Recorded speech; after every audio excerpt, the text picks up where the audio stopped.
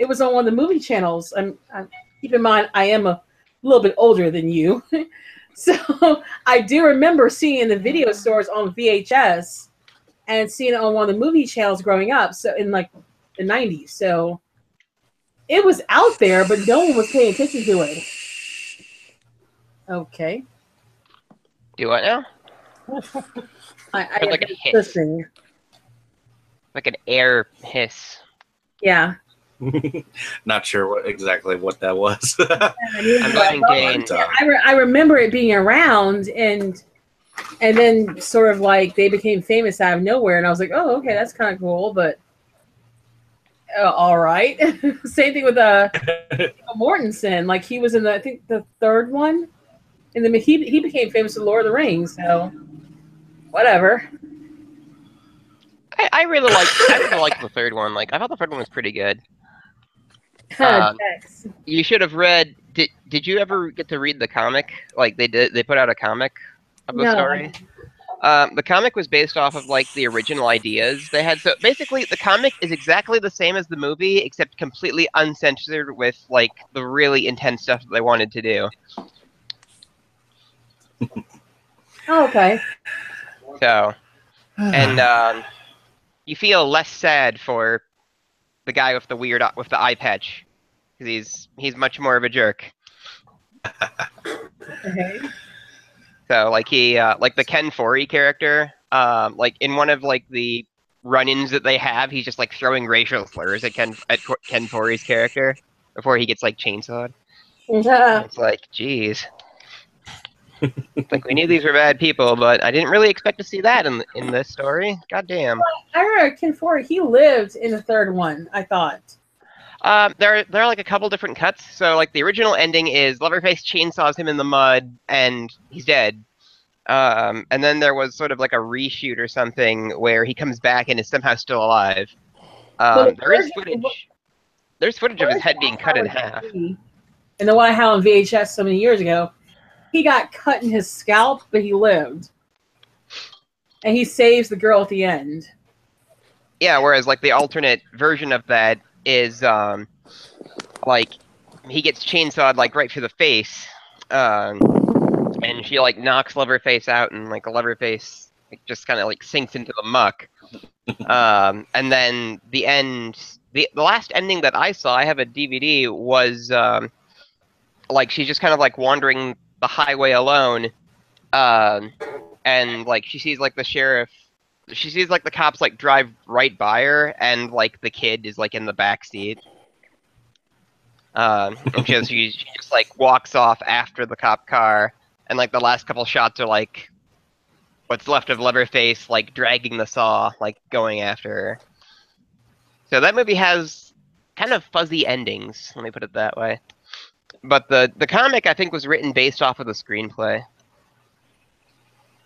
So it's like what they wanted to do. Plus they wanted to be like more graphic and bloody, like with the little kid like killing people. But the MPAA like wouldn't let them do it. Damn child murderers. Well, the MPAA basically ruined the movie from what I can tell. Okay. They made them cut like everything. Damn MPAA. Of course. Bastards. They are to blame for everything. They're the reason I have cancer. Damn them all!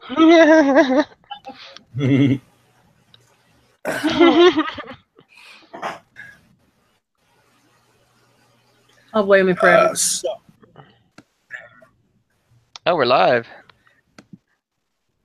Yes, we are. I figured we'd get some of the conversation, and we're still waiting for everybody else, and we can talk a little bit anyway. So I'm gonna begin the intro.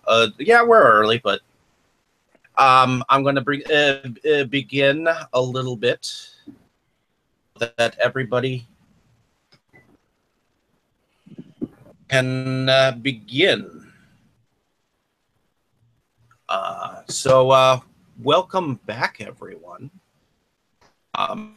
My name is David Strecki. I run Movies Galore of Milwaukee. I run Inside Galore podcast. And I'm here with Andrew Traumaton. Welcome. Greetings, one and all, and it's Traumaton. Anyways, Brandon, welcome with, I believe, Kim, correct? Yes. Welcome back. Thank you. Thank you. Dustin, you've been a returning felon. Welcome. Hey everyone. I'm here again. I have an Instagram for my whole Dave? now. I'm Nothing. Do what now?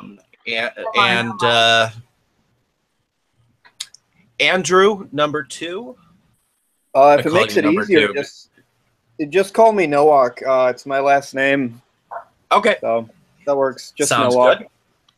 If I just randomly Nowak, say Andrew, welcome to the show. I'm going to be referring to Nowak. Okay. Yeah, I'm used to you calling me Andrew anyway, so. Well, it's more for a trauma guy whose name I actually generally don't remember. So Oh, well, then. I've just been calling you Trauma in my head. Tonight's So.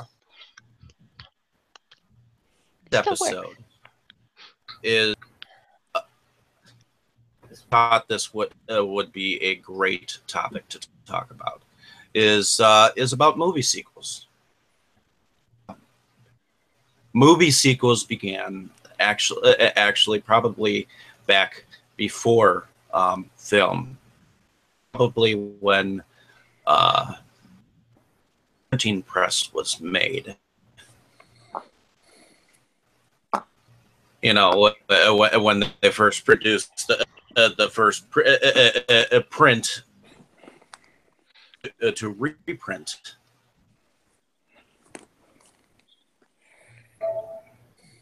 Do what? Things, and they were actually and the first movie of a nation. Did you guys know this? In 1916, that the first movie sequel, which was directed by a Thomas Dixon Jr., which was a direct sequel to Birth of a Nation, which was so controversial at the time that I did not know that. The Ku Klux Klan had them. The reason why I'm bringing up some of the history of sequels is because they have been around since the dawn of time, at least of film history. So, I just have a film in mind to talk about for sequels. So, which one should we talk about first? Chainsaw Massacre 2. Oh, Of course. Scream 2. They did a whole thing on sequels of Scream 2. Well, hey, we can lead into 3 from 2. Exactly. Oh, there's possibilities are endless with sequels. Piranha 2, Alligator 2, Pumpkinhead 2, Aliens. The Empire big list. Strikes Back. Hey, Piranha 2 is Okay. James Cameron. So, Yeah, it was. Terminator 2. Who 2? Front of the... What? Terminator. Terminator 2. Duh. I like Terminator 2. Oh, I love Who Terminator. doesn't like Terminator 2? when My mother. Well, old. It's okay. why don't you first came across Texas Chainsaw Massacre 2? What? Massacre 2. No, the audio cut off. I couldn't hear him. He said, When did you first see When Chainsaw did 2? you? I don't know, Dustin. When did I see Chainsaw Massacre 2? When I showed it to you. Oh. Like, Well, literally, you probably know better than I do. What? No, I've never seen it. Oh. Well, who was going? I'll go if nobody knows. Go ahead. Everyone's confused. Fuck this. Anyway, so I saw Chainsaw Massacre 2 for the first time when I was kind of starting to get right after after I finished undergrad and was just starting to explore horror movies. So I had seen the first one and loved it. And I had no real idea what to expect from the second one. I was just like, there's more of this? And then when it started up, so my experience was kind of mixed because it starts off with that thing on the bridge, which is still my favorite movie scene maybe ever. Like, I just love everything about that scene. Like, it's got the weird music, like, it's really gruesome, but really, like, comedic. It's hard to describe it, but it just hits the right kind of tone for things that I enjoy. And then the rest of the movie did not do that again. And it was like, oh man, where's my goofy action, whatever the hell this is? What about the chainsaw battle at the end? Exactly. That was pretty great. That was pretty great, but it didn't quite have like the energy of the bridge thing. Like it was like stuff was missing. And then much later, I saw the deleted scenes, and it's like, got it. That's where all the fun stuff went. Because there's a pretty long montage of them going around town and like killing people for chili meat and just like tossing them into the van. Like my favorite of those scenes is it's mentioned during the movie that it's like the weekend of some big like Texas game. And so like the truck rolls up to some parking garage where a bunch of like, I almost said hillbillies, Texans, Yeah. Texan sports fans. Close enough. They're having like a tailgate or whatever. And so like the cook gets out of the truck and he's like, "Hey, you boys want some hot buttery croissants?" And they're like, and their dialogue is, "We don't want no croissants, you old fruit. Let's flip his truck. Yeah." And Leatherface just like jumps out of the back. And because they didn't like finish all the effects, like Leatherface is just swinging his saw like at things that are off camera, and you can tell that like limbs are just being like fake limbs are just being thrown from like by people off camera. There's like blood spraying, and it's like, yes, this is great. And there's another one where like this film critic is talking about like violence in movies or something. He's walking down the stairs with these two models, and Leatherface just kind of like kicks open the door of the stairwell and like, you know, chainsaws the two models, and the guy's like, "See that? That's what I'm talking about," before getting like sawed himself. And it's like they cut all of this ridiculous content out that would have made it so much more exciting. Like it was originally meant to be like a satire of the first Chainsaw was supposed to be about backwoods, where this was supposed to be more of like the same kind of thing, but satirically applied to yuppie culture. And if he'd gone farther with it, like with some of the scenes that were cut out, the movie would have been so much more exciting. But I didn't necessarily like a lot of it the first time I saw it, but it grew on me quite a bit pretty quickly. And I especially love the music for it too. Like that Oingo Boingo song, like it's almost like they wrote it for that scene. Hello, did I hear my name? Welcome. Yeah, hey. we can definitely hear you. Cool. So I just figured I'd tell you we're live. We're talking about Texas Chainsaw Massacre 2. My favorite horror movie of all time. So why don't you tell us a little bit about your experience for seeing Texas Chainsaw Massacre? Well, as I said, the Texas Chainsaw Massacre 2 is my favorite horror movie of all time. So I'm really excited to talk about it. And I don't have like a real serious relationship with the movie. It's just the number 2. Yes, number 2. I don't know. I don't have any real serious relationships with any movies, I guess. But it's my favorite because it's everything that I love about horror. It's that it has that total like 80s cheese element, which I just adore. And it's actually the first I guess the first time I fell in love with the character of Leatherface, more so, he's definitely has more of a personality in part two in terms of like being sort of more human, I guess, and less of a monster. And he's a big guy, and I love big guys. So there's just this kind of like lovable thing about him where he's clearly a monster and he's totally nuts. But kind of this relationship that he has with Stretch in the movie is, I don't know. It's sort of, it's like that love you pine for, you know. I guess it's hard to explain unless you are weird like me, but he has kind of like cute yeah. moments too, like with the electric knife. Like that's Totally. I showed it to somebody, and like he comes around the corner, and then like the little knife comes out, and the person was like, cute.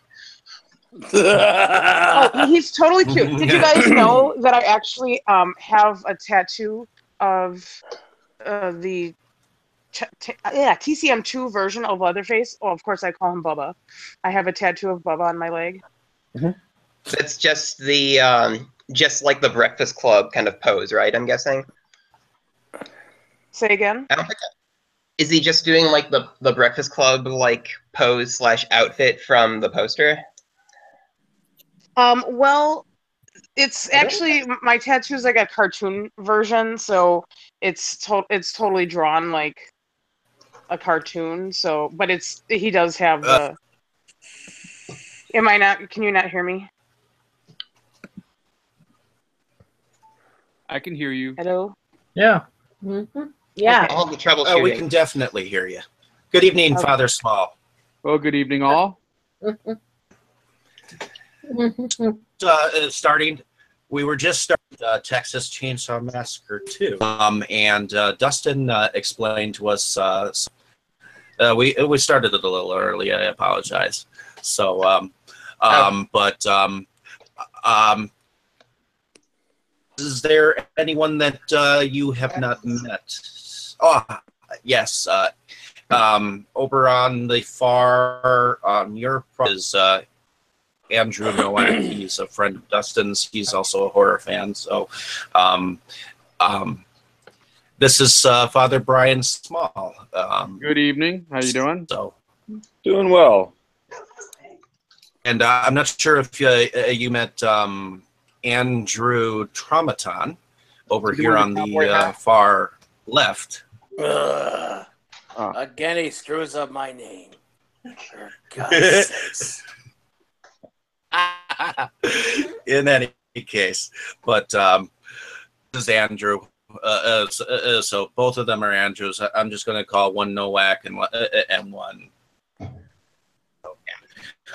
But in any case, welcome all. So why don't you, Small? Why don't you tell us about your experience with Massacre 2, if you would. Buzz is back. You dropped out there at the end of the sentence. I couldn't quite hear that. Talk about Chainsaw Massacre 2. Why don't you tell? Why don't you tell us about your first experience with Texas Chainsaw Massacre 2? Well, I can't because I haven't seen it. Sorry. On the club. I gotta take a pass on that. Okay. Well, okay. If you don't know the film, that's fine. We'll talk about plenty of sequels to come. The reason why I wanted to have this episode, and I'll get into everyone. And I know some of you were confused at first, so bear with me. The reason why I wanted to talk about sequels, many different sequels that have to do with films, and some of them are bad, some of them are good, some of them are unexplainable, and I just wanted to do a full all-out episode on them. So I figure I'll get to everyone. So bear with me. This is kind of a new trying to get thoughts and ideas on sequels they loved, sequels they hated, and we might talk about different films having with different subjects. So Thank you for joining me on this conversation. I know that. Other thoughts on?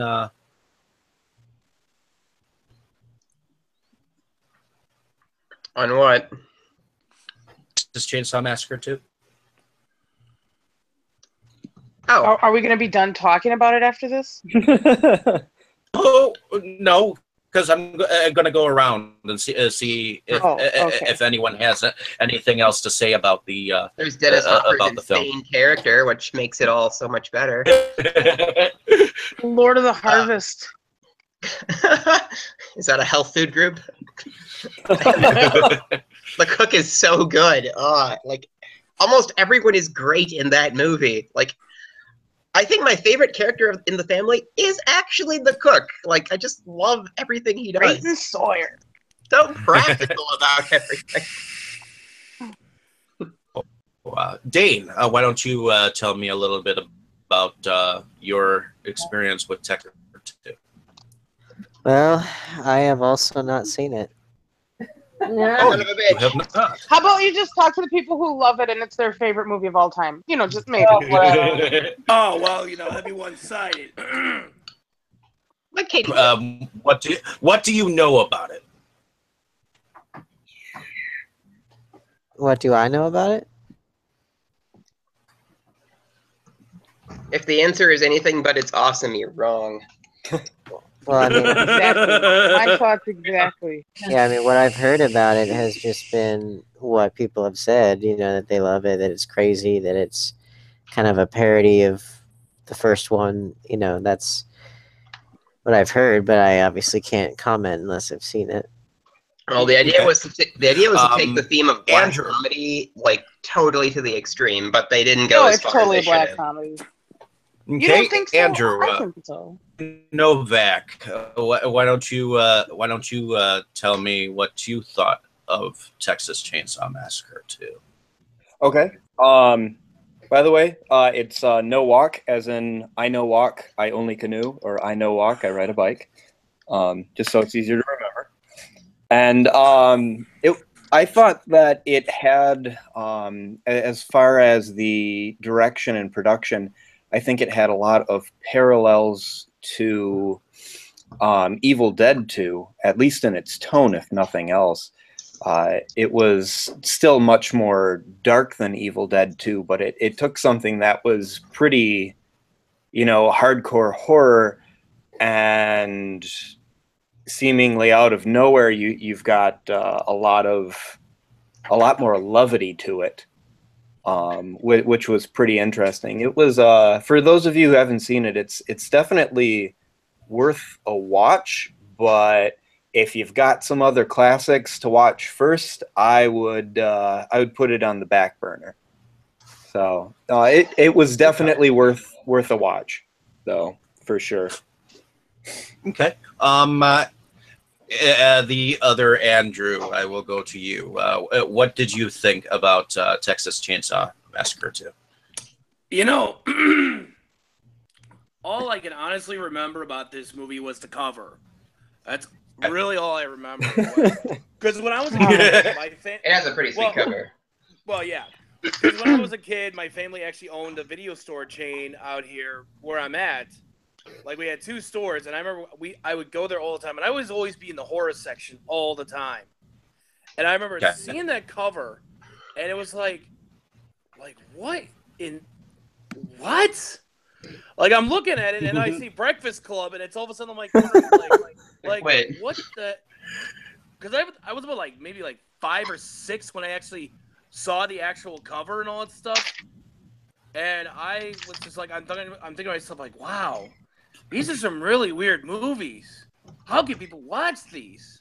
You know, but then again, this is coming from a guy who's pretty much watched the entire Puppet Master series, every single sequel, pretty much every single Nightmare on Elm Street movie, and yeah, I honestly, you know, like from what I've seen, like I've seen clips here and there. It just looks like it's something right up my alley, basically. The best, to say the least. if you don't want to see the full movie, if anybody doesn't want to see the full movie, watch like the first like 10 to 15 minutes for that bridge scene. Like the rest of the movie is not as good as that bridge scene, but it's I disagree. one thing to take away from the movie. See, I think if you're gonna watch the movie, you have to watch the section where Chop Top and Leatherface bust into the radio station. That entire bit, that's like my favorite.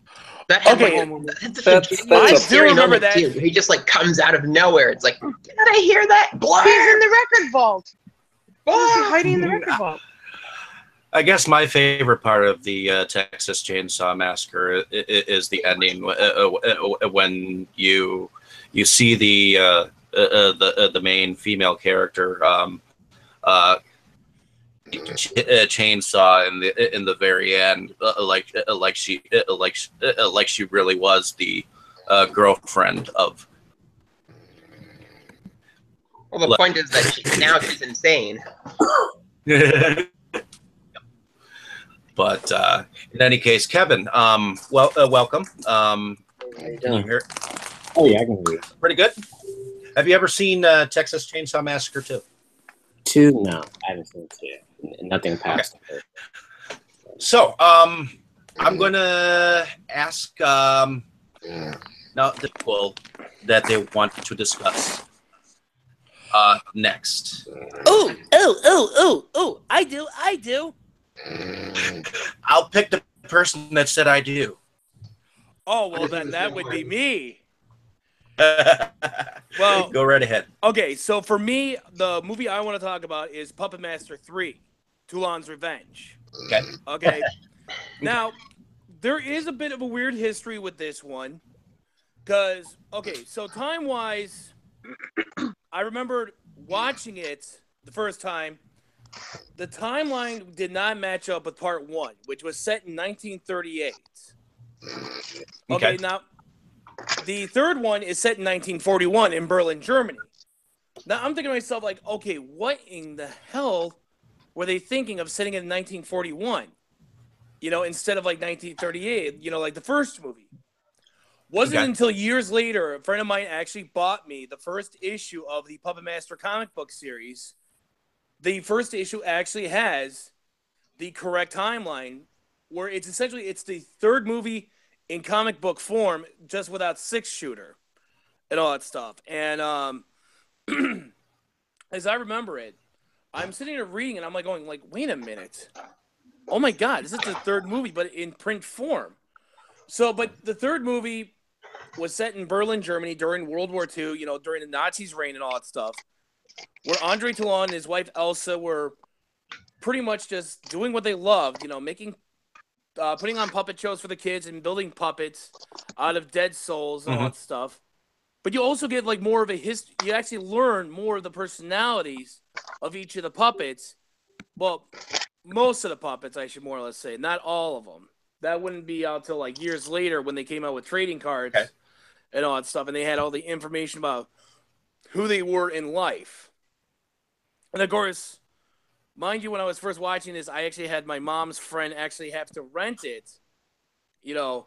And of course, she actually had to stand in front of the TV during the scene where General Mueller is in the bathhouse and all that stuff. And, you know, I'm sitting there, I'm probably like, I don't know, like maybe 13 years old or something. I'm going like, oh, come on. And she's like, nope, you are too young for this. Nope, I did not rent this just so you can watch boobies. I'm like, come on, just really, come on. And she would not move. She would not budge. Every time those scenes came up, right off the couch and right in front of the TV. I may have gotten like maybe 1 second of boob. Maybe a quick nipple or something like that. But man, was I disappointed. Until years later, I actually rented it on my own. And, well, let's just say I kind of almost wore out the tape from the video store. But it's definitely, I feel like it's definitely a much better, more well-written sequel versus, you know, like with part 1, you had the team of psychics and all that stuff going out to mourning the loss of of one of their fellow psychics, where he discovers the secret of eternal life and all this stuff. Where they also introduced the green blood, which would actually become the formula in like later films. The color of the formula would be green. So, because apparently, again, the national rating boards had to say, nope, we cannot have blood. You can't have red blood in this movie. So they changed it to like this yellowish green color to kind of avoid, not getting the movie released at all. Which I actually thought was a wise move.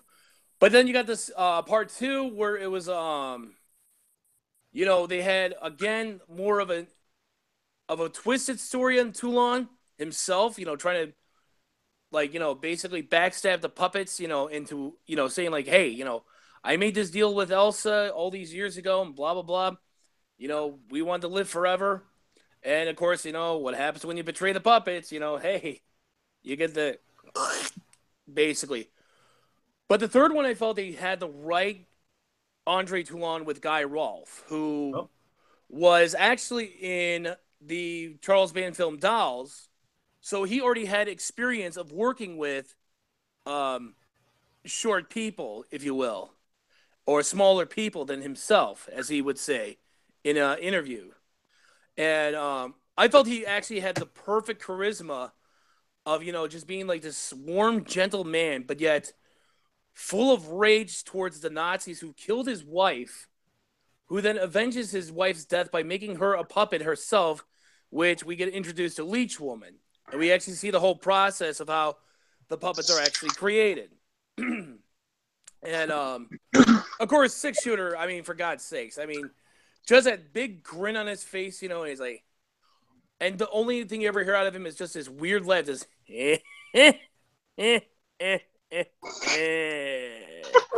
I always love that. I don't know why, but it fit his personality perfectly. And he has 6 arms, 6 guns. I'm thinking like, okay, I'm sold. This movie is freaking amazing. And the fact that they're murdering Nazis all over the place, I cannot get enough of that. Especially after watching a movie like Inglourious Bastards. You watch this first, and all of a sudden you're watching Inglourious Bastards, and you're thinking, shit, they should have just gotten Andre Toulon, He would have easily wiped out all them Nazis, and they would have gotten plenty of scalps. I tell you. So, let's see. Kim. She's out. Do you have a sequel that you'd like to talk about? Well, actually, she was going to bring up Scream 2. And I have to agree, we just watched it again, but the thing about Scream 2 is it actually really just addressed all horror sequels in that sense. Okay, someone's eating. What the hell is that? We can hear. Maybe they're watching Scream 2. But that scene in the film class, of course, I rewatched it as Cinema Sins did a version of that, but the fact that they're talking about sequels, and of course the one guy says, well, all sequels are inferior by nature to the main film, and they're like, well, that's not always the case. But it seems to be the what do they call it, the minority case. There are a couple of sequels that do outdo the original. I always thought that was an interesting concept, and of course when you originally watch it, people who you thought were going to stay alive, of course, died. And it kept you guessing, which, though I didn't think it was an improvement on the original, I did think that it was a really good movie, and it built very well on the mythos of the Scream series. Though it didn't have Jan Silent Bob like Scream 3 had.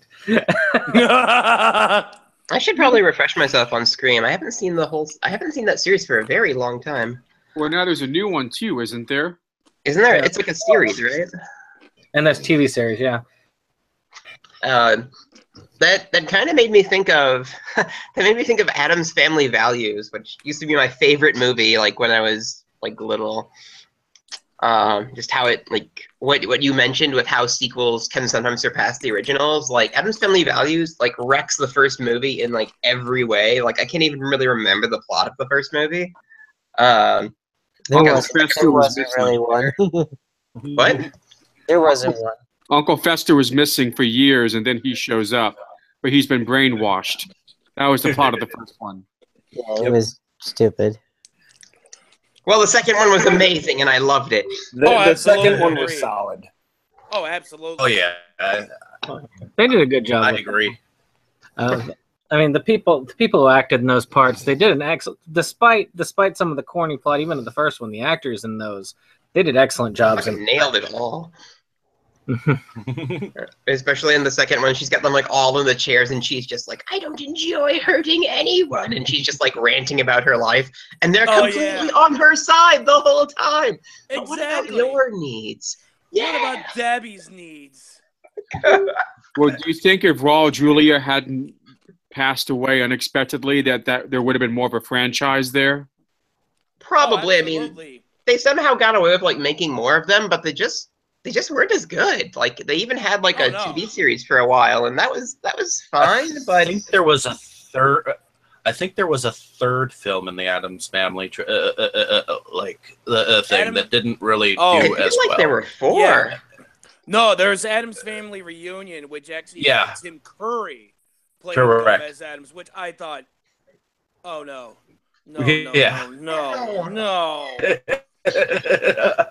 Although I gotta go with Dustin on part 2, it's definitely so much of a richer plot.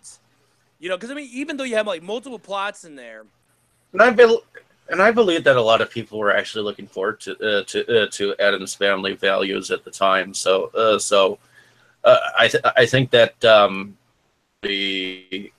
well received film when it came out too. Oh yeah. So.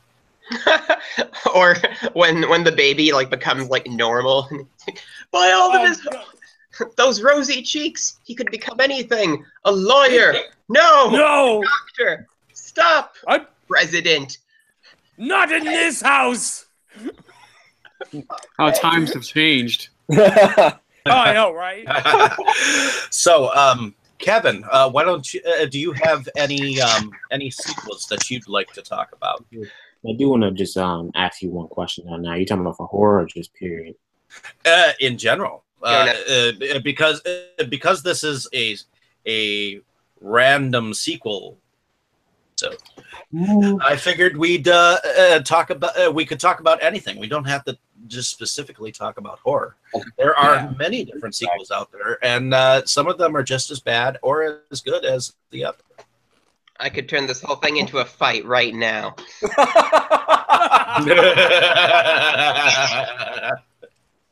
Okay, I'm going to briefly touch on this one because it is a horror, and I was actually thinking about it while listening to everybody talk. And I remember when I was thinking, I was about 17 or so, I can't remember. But one of my friends invited me over to his house to watch Insidious, and that was, I think, Chapter 2 I came in, Insidious, Chapter 2, I think. And we saw 2, and then we saw 3, and I remember thinking to myself, dang, I kind of like this. I mean, I didn't expect to like it. I like the third one, actually, more than I like the second one. I might be in a minority by saying that. But I thought that was actually a really good follow-up to the second one. But that's just horror. As far as period, I'll probably say my favorite sequel. I don't know. It's hard. I'll probably say Rocky 2. To be honest, because I really thought that was such a good follow-up to the first film. Because I think the one reason why I think it's such a great sequel is because instead of just being a sequel that just, I don't know, it's a different situation or a different circumstance, it follows the original story so well. The fight scene to me is the best part of the whole entire film because, I mean, unlike the first one, which was kind of boring, I thought it really was very. It was very intimate. I mean, really it was the perfect. Yeah. It was a perfect extension of what they had established, and they built on it further, and they took the story, in a logical, well done direction. I agree. And my only thing is, I just wish that Well, I mean, I wish they kind of stopped it at number 2. I mean, I know they make sequels to money. That's just the bottom line. If you're trying to Oh make, yeah. Well, I think my favorite sequel was actually Rocky 3. I think my favorite was actually Part 3. I really liked like Mr. T's villain because he was so like vicious. And I love that training montage too, where it's it compares like the two attitudes that they're both in. Like Rocky's just going around, he's doing commercials, he's not really taking it seriously, and Clubber Lang is in the gym beating the shit out of himself, like getting ready. Yeah, it's a good montage, and he's a good character. Honestly, I don't really like Rocky 3 all that much, just because I feel like it takes too long to get going. Like, the whole thing with Thunder Lips is kind of self-indulgent on Stallone's part and on Hulk Hogan's part. It doesn't really do much of anything other than make them both look like clowns, which I guess that's part of the point, is that it's for charity and it's meant to be kind of silly and ridiculous to show that he has lost the eye of the tiger, etc., etc., etc. I just don't think it's got quite the focus that it needs to have in order to be like that really satisfying fall and rise again story. it is too. I mean, it's got definitely good pieces to it for sure, and a great villain, but I do think that. See, okay, just really quick divergent here. If we're talking about sequels, Rocky, first one's obviously a masterpiece. Second one is a really good, solid sequel. Third one has a lot of good pieces to it. It's not my favorite. Rocky 4 is ridiculous, but it's amazingly ridiculous. Rocky 5 is pretty much entirely terrible. Rocky Balboa I thought was really solid. It's one of the few like decades later sequels I've seen that I actually thought was quite good. It's kind of strains credibility in a few spots, but overall I thought it was pretty darn good. And then Creed was more of a spin-off than a true sequel, but that was also quite solid. I still need to see Creed, but I've heard exclusively good things. It is. It's good. I've heard good things about Creed too, though Yeah, I have not seen it as of yet. It's good. It is, again, it's more of a spin-off than a true. I mean, Rocky's obviously in it, but he's got the mentor role now. He's the Mickey of the film, but he does a really good job of acting, and it does. You can tell it's part of the mythos, and it's not trying to be. It's not trying to be too similar to Rocky in terms of like trying to hit too many of the familiar emotional beats and things like that. It is kind of its own movie. It's got enough in common with Rocky to be familiar, but it's about Apollo Creed's son, and that's who it's about. That's where the focus is, and they don't make any bones about it. Katie, did you? Oh, go ahead. You were saying something, KJ? I just wanted to conclude on that. I kind of want to ask a question. That was, when you look at I'm just saying, for example, Rocky's franchise, and you look at the first films, and then you look at a new movie that comes so many years later, such as Creed, you honestly could do without a lot of sequels in the middle, like number 3, number 4, number 5. And I'll even say Rocky 6 is good, but I was going to say you could subtract all of that and still just the number 1, number 2, and Creed. To me, because my whole entire thing is, I don't think that sequels should be done just to be done. Because if it's not really following the story like integrally, I really don't think that it should be done. I just don't. Well, and there is a lot of outcry about some sequels that come out. To me, one of the sequels that recently came out that I don't think was really needed was the last Pirates of the Caribbean. Shoot, that one needed. Did anyone actually watch that? No. I did. I did. Was it awful? When you got ghosts that are missing pieces, and it's just so badly CGI. That's Oh yeah. my take on it. The creatures were definitely, you could tell they were computerized. Well, actually, the bad sequels thing makes me think of my first experience with like real horror, like old style horror, was so Spike TV used to have Friday the 13th marathons, and the first Friday the 13th movie I ever saw was Part 8. And I went into it, you know, with the reputation they had, thinking it was going to be like terrifying and bloody, and oh my god, I'm gonna sit through this. I was like 10, by the way. And so Part 8 starts, and I'm sitting there like, okay, we're watching it. Wait, what? And it was just like silly and goofy, and I revisited it for Friday the 13th this year. I thought when he like stabs that kid with the spear gun in the beginning, I thought that the hose on the spear gun was supposed to be the kid's guts. So I ended up like laughing almost the entire movie at like the effects. And I still found myself doing that recently, because a lot of the effects, I mean, they're fine, but a lot of the decisions that they made were just goofy. Like it's sort of hard to describe. And so, like, using something that has had too many sequels as an entry point for something, I'm just going to advocate for. I mean, I ended up really enjoying it again anyway. But what does everybody think about that too? Like the big horror franchises from the 80s that just got ridiculous numbers of sequels, like they just couldn't stop themselves. The only modern equivalent is Saw, right? Yeah. I personally think that, well, it depends on what series you're looking at.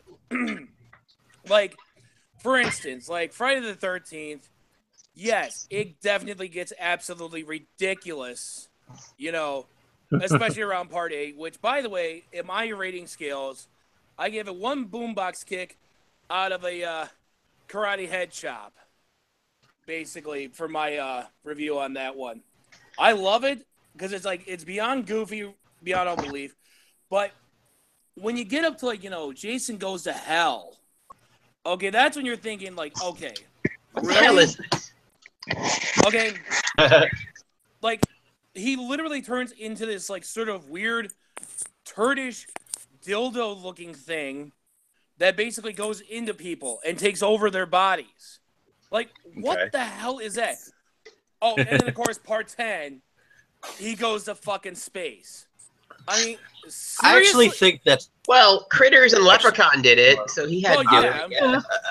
Well, I think actually Space was more of a solid film myself, to be honest.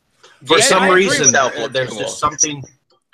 for some reason, even though, okay, Jason is up in space, for some reason it worked.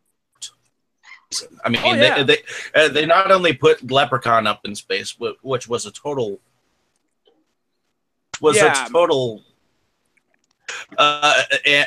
and they even put Dracula up in space. You know, no, that's Dracula right. Yeah, I forgot about that. Yeah. Quick comment: Critters 4 in space was awful, and the critters were actually from space. How did they mess that up? Oh, easy, very easily. But getting back onto the topic of, like, you know, long franchises that have had multiple sequels, okay, one of the prime examples of this is got to be the Halloween series, okay? Oh, yeah. So after Part 3, you decide, okay, you know, okay, the movie didn't do that well because there was no Michael Myers. So they decide, okay, we're going to bring him back, you know, so we have the return of Michael Myers going after his niece, which I actually thought, okay, that is actually kind of refreshing to a degree. But then, you know, Part 5, again, was good, you know. But then you get to Part 6, where it's like, what the fuck were they thinking? Okay, they literally... No shit. I mean, you have 2 different versions of the movie. You have the theatrical cut, and then you have the producer's cut, which has 2 completely different endings in it. And yet the theatrical cut was more America because, you know, it's like Jason's getting destroyed by a laser beam or whatever. And it's like, seriously? Like, and then you watch the producer's cut ending and it's like, oh, what in the actual hell were they thinking? Which, you know, Don Pleasant, you know, in that movie was absolute genius again as Dr. Loomis. But you could just definitely tell at that point He's tired of this He shit. was. Oh yeah, he was like, he's thinking like, really? I gotta go back to Haddonfield again? God damn it! Mhm. Why can't he just fucking die already? You know. I want to ask a question. Though. I want to ask a question because when you look at those franchises and you look at how many films they pump out, like, why do you think they get greenlighted? I mean, because when you start to look at the numbers, I mean, they just slowly dwindle and dwindle. And Oh dwindle. yeah. Well, I think the 80s were just kind of a different time where, I don't know, I wasn't really conscious. I was alive during like the end of the 80s, but I wasn't really conscious of like what was going on, and so I assume I'm eye-rolling right now. were far more popular than I ever realized during that time. Oh well, here, let me field this one for you, then, youngin, because since I was born in '82. The 80s is all about, like, access and all that stuff. You know, it's like, you know, that's why a lot of these films were getting pumped out because people really wanted to see them. You know, they wanted to see all these sequels. And it was like, it was the decade of slasher films and all that stuff. Yeah. But unfortunately, towards the tail end of the 80s, that's when it really started dying out, you know, and it was kind of like, you know, what's going to be the next big thing? 90s comes around with Silent of the Lambs, and all of a sudden, like, oh, hey, psychological thrillers. And all that stuff is the big thing. And, but I think for, like, the old 80s slasher flicks, you know, there's always going to be, like, we're always going to cherry pick the ones that we want, you know. Although, the most confusing series, though, which only actually had 2 consecutive sequels that actually lined up with each other perfectly, was Silent Night, Deadly Night, part 1 and 2. Okay, yes. Never seen it. Oh, Well, really? Series. Well, The first slasher film that you could technically be called a slasher film was considered the Christmas Evil, if I remember correctly. Wasn't it And Black- then Better it went Watch Out. into- I thought it was Black- and actually, yeah, he's right. It was Correct. actually Black Christmas. Yeah. You better watch out, or well- Christmas Evil came out a little bit later, after Correct. Black Christmas. I remember around the time Psycho came out, there was something called Don't Look Now, which wasn't necessarily a slasher, but it was similar to Psycho, and I frankly think it was a lot better than Psycho. So I just want to like give well, that and a name even drop. from the Crypt in their first episode touched on that same story from Black Christmas and Silent Night, Deadly Night, and that's still what kept it in the limelight, where Surprisingly there was classic. actually a true story about a husband that actually dressed up as Santa Claus and murdered his family because of it, and that is what started the slasher genre. Oh, There is a really hot collector edition of Silent Night, Deadly Night coming out from Shout Factory, and if you pre-order like the fancy version, it's like $65. It comes with like a Billy figure. yes, I did see that. I kind of So, want to get it, but but- I need to be stopped. Father, is there any sequel, whether horror or not, that you can think that was either good or bad? Well, That one of you my can favorite think. movies of all time is Star Trek II, The Wrath of Khan. So what's interesting is that they make absolutely no attempt to even acknowledge its predecessor, because it was originally supposed to be a pilot for a new ABC series. That at the last minute they decided to go the theatrical route instead. But just as terms of my inner geek, that's always been very near and dear to my heart. But I think what's interesting, what I want to throw out to the group is, you notice that a lot of times with the superhero genre, that the second one tends to be better, like Superman 2, Spider-Man 2, X-Men 2. And do you think that's just because they don't have to worry about the origin story? And so they've got that out of the way, you can just like hit the ground running, and it tends to make for a better movie. Better storytelling. I think there is some truth to that. So like with the second movies in the series, like the character has been more established in like the public psyche, and people kind of know like what to expect, and you have a bit of a litmus test of what people enjoyed about what you did the first time. Like Sam Raimi made an amazing like sequel in Spider-Man 2. Like Spider-Man 2 is awesome, whereas Spider-Man 1 and 3 are mediocre at best. Oh yeah. Although I won't go. you could also argue the same thing with Man of Steel 2, i.e. Batman versus Superman, is what the hell were they doing? Like, did they just do drugs and I fight? kind of like the origin story in Man of Steel myself. I thought Man of Steel was to be fine. honest, the But Superman. Yeah, that one kind of went on off on a tirade. Your parents tell you you were special? My parents died in the mud. Actually, Amazing Spider-Man 2 is a good exception to that rule. I mean, Andrew Garfield's second romp in there was the last romp because of that movie. By Sony. I hadn't seen that yet. I actually liked. I'm a little biased because I'm a huge Spider-Man fan, so I've liked all of the Spider-Man movies to varying extents. There's in every one of them, there's something good in it that I like, and again, not perfect by any means, but so I'm probably the wrong person to ask. And I've also liked all of the DC EU movies so far, which again, I'm a huge superhero fan, so I'm probably the wrong one to ask. But I think it also depends largely on if you are very heavily entrenched in whatever fandom is being appealed to whenever you're talking about sequels or whatever. Because if you are not as diehard of a superhero fan as someone like me, for example, then something that isn't what you're used to experiencing can be thought of as bad, or it can be thought of, if it, like, for example, like Batman v Superman.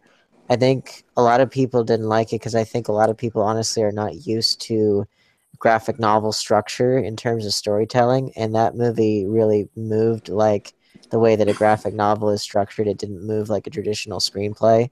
And because I like graphic novels and I like their structure, I did notice that, and I was able to appreciate that it was doing something different than what we're typically used to experiencing. But because I'm in that fandom, then I noticed that. But if you're not, then you're like, oh, well, this doesn't have a proper structure, and therefore I don't like it. So it's just, you know what I mean? It's like I would argue, though, just to cause Yeah, that the issue is tone with that one. They just were really off base with the tone. Yeah, I mean, that's the other thing. Like, Batman basically shoots people. Like, what the F? Batman did not have guns ever. Batman did not have guns. That's not true, actually. The very original had guns. He had a grappling hook gun. That's it. No. Gadgets, where Batman has clearly killed people in this movie. In the early comics, Batman had a pistol and killed people without remorse, and I actually but people aren't used to that. Yeah, a pistol, a Derringer. Yeah, he had like a full blown like gun, and there's been lots of other comics where he's killed people, plenty. So that also didn't bother me at all. I thought that was kind of bad. No, but it totally shocked a lot of people who gave it bad reviews. A lot of people are dumb, so a lot of people talking about they don't know it was bad overall. And brief aside, despite all the panning that Amazing Spider-Man got, I really liked how they did the lizard, and I actually got many Facebook messages from people who were like, "Oh, hey, I just saw the Amazing Spider-Man, and the human form of the lizard made me think so much of you." I love the lizard as a character. That was the amazing. I love that was the Amazing Spider-Man before this the one where yeah. I love Kurt Connors. I love the lizard, but I have to say I did not like the way they made him look. The lizard, I didn't, because I felt like he looked too much like a gecko, and he didn't look scary at all. Bit too anthropomorphic, but they Well, like, I know a lot about lizards, and they did a pretty good job, frankly. Like, I can't really, aside from giving him kind of a snout, they really couldn't have done a much better job. Yeah, well, if you've ever seen the way he looks in the comics, I feel like if they'd have preserved a bit more of that menace in his look, especially with the teeth, then I think that he would have Talking been a about lot another more of a track. threatening. He would have been a lot more of a threatening presence, at least to me. Um, but that the Amazing Spider-Man series, I think it did a lot of good stuff, but overall it had kind of an identity crisis, and I think that's ultimately why it didn't last, even though it did a lot of really good things. Well, they went more of like iguana omnivore teeth, like on features like that. Like they tried to find kind of a balance between like a Yeah. mammal turning into a reptile. Yeah, but It was wrong. still, I'm also a little bit biased because Spider-Man's my favorite hero, and I do love superheroes in general. But I know a lot about lizards. well, like here's a good example of me like what I like relative to what other like the general public would like. Like if you remember the Fantastic Four that came out in 2015. Yeah. There was a Fantastic Four in 2015. Yeah, there was. Which now here's the thing. Here's the thing with that is that was a reboot rather than a sequel, so it's a little bit cheating. But I'm one of the very few people I actually liked it. But the thing is, I completely understand why it failed critically, why it failed with the audiences, why it failed with superhero fans, with fans of the comics and all that. I completely understand it. What I liked about it was that I liked that it was a dark kind of body horror movie, and I do like those kind of movies. Really? And yeah, it's not really fitting with the tone of the comics at all, and it's not really even a good adaptation. But again, for the fact that those kind of movies are so rare nowadays, I did kind of like that I got to see a movie like that, you know, something like The Fly or Videodrome or something like that. I could see that it was attempting to try and be like that, so I did appreciate it for that kind of movie. As a superhero movie in the modern context of what that means for the average audience member, then yeah, obviously it wouldn't be up to that standard. But if you do like body horror movies, then you know you can definitely see the parallels. No, and I can understand having something that you personally enjoy that basically nobody else enjoys. Like I like Well, Rob Zombie's Halloween too. Yeah. Nobody else likes Rob Zombie's Halloween Oh, too. I do actually like that a lot. But again, I completely get why. I have a ton of those actually, a ton of movies that I personally like that I completely get why some like most people wouldn't like it, just because I have very like particular tastes that I don't. In other words, I don't feel like I always have to match up with the consensus, you know, and I can fully acknowledge why other people wouldn't like it, but I also uh, do try to enjoy things for my own reasons and try and get something out of it, even if I acknowledge that the full product maybe doesn't quite add up. Like another good example is like Ang Lee's Hulk, how that gets a lot of crap. I give him a lot. I think a lot of it doesn't work in terms of the cinematography, like with the comic panels and all that. He's trying to be it was very artsy, dark. but It was very dark. 4 hours. Oh my god. Oh, and I give was him credit. hard to see. Well, here's the thing. I give him a lot of the superhero movies we know it was still relatively young at that time, and so he was willing to experiment and try something new in a relatively unexplored genre, and he came out of essentially art house cinema, and I feel like he was one of the very few directors working with a superhero property that was really trying to get to the heart of a character who is very pained and who is dealing with depression and with the source of his anger, which is family trauma. And I feel like he was one of the few people who was really trying to get to the heart of that with a property that most people associate with the TV show from the 70s and with a character that they don't really take all that seriously or that in that mature of a fashion. So I give him a lot of credit for doing that. Again, not all of it works. CGI hasn't aged well and all that stuff, but that's the kind of movie that I really like when you can take a special effects movie and really try to psychologically explore a character on a deeper, more melancholic level than most audiences are used to. So again, I give him a lot of credit for trying, even if the whole thing didn't quite work out Well, in perfectly. the end, it really felt like it was trying to be almost like a Greek tragedy or Yeah, something. yeah, or like I agree it's with your essentially points. it's essentially an art house movie in blockbuster clothing.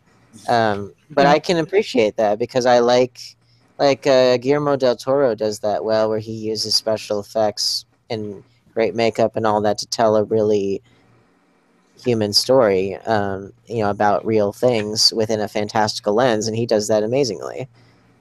Okay. It just wasn't really accepted with Hulk because it was packaged because it came right after Spider-Man, so they're like, oh, we're gonna get another one of these, No, but Mr.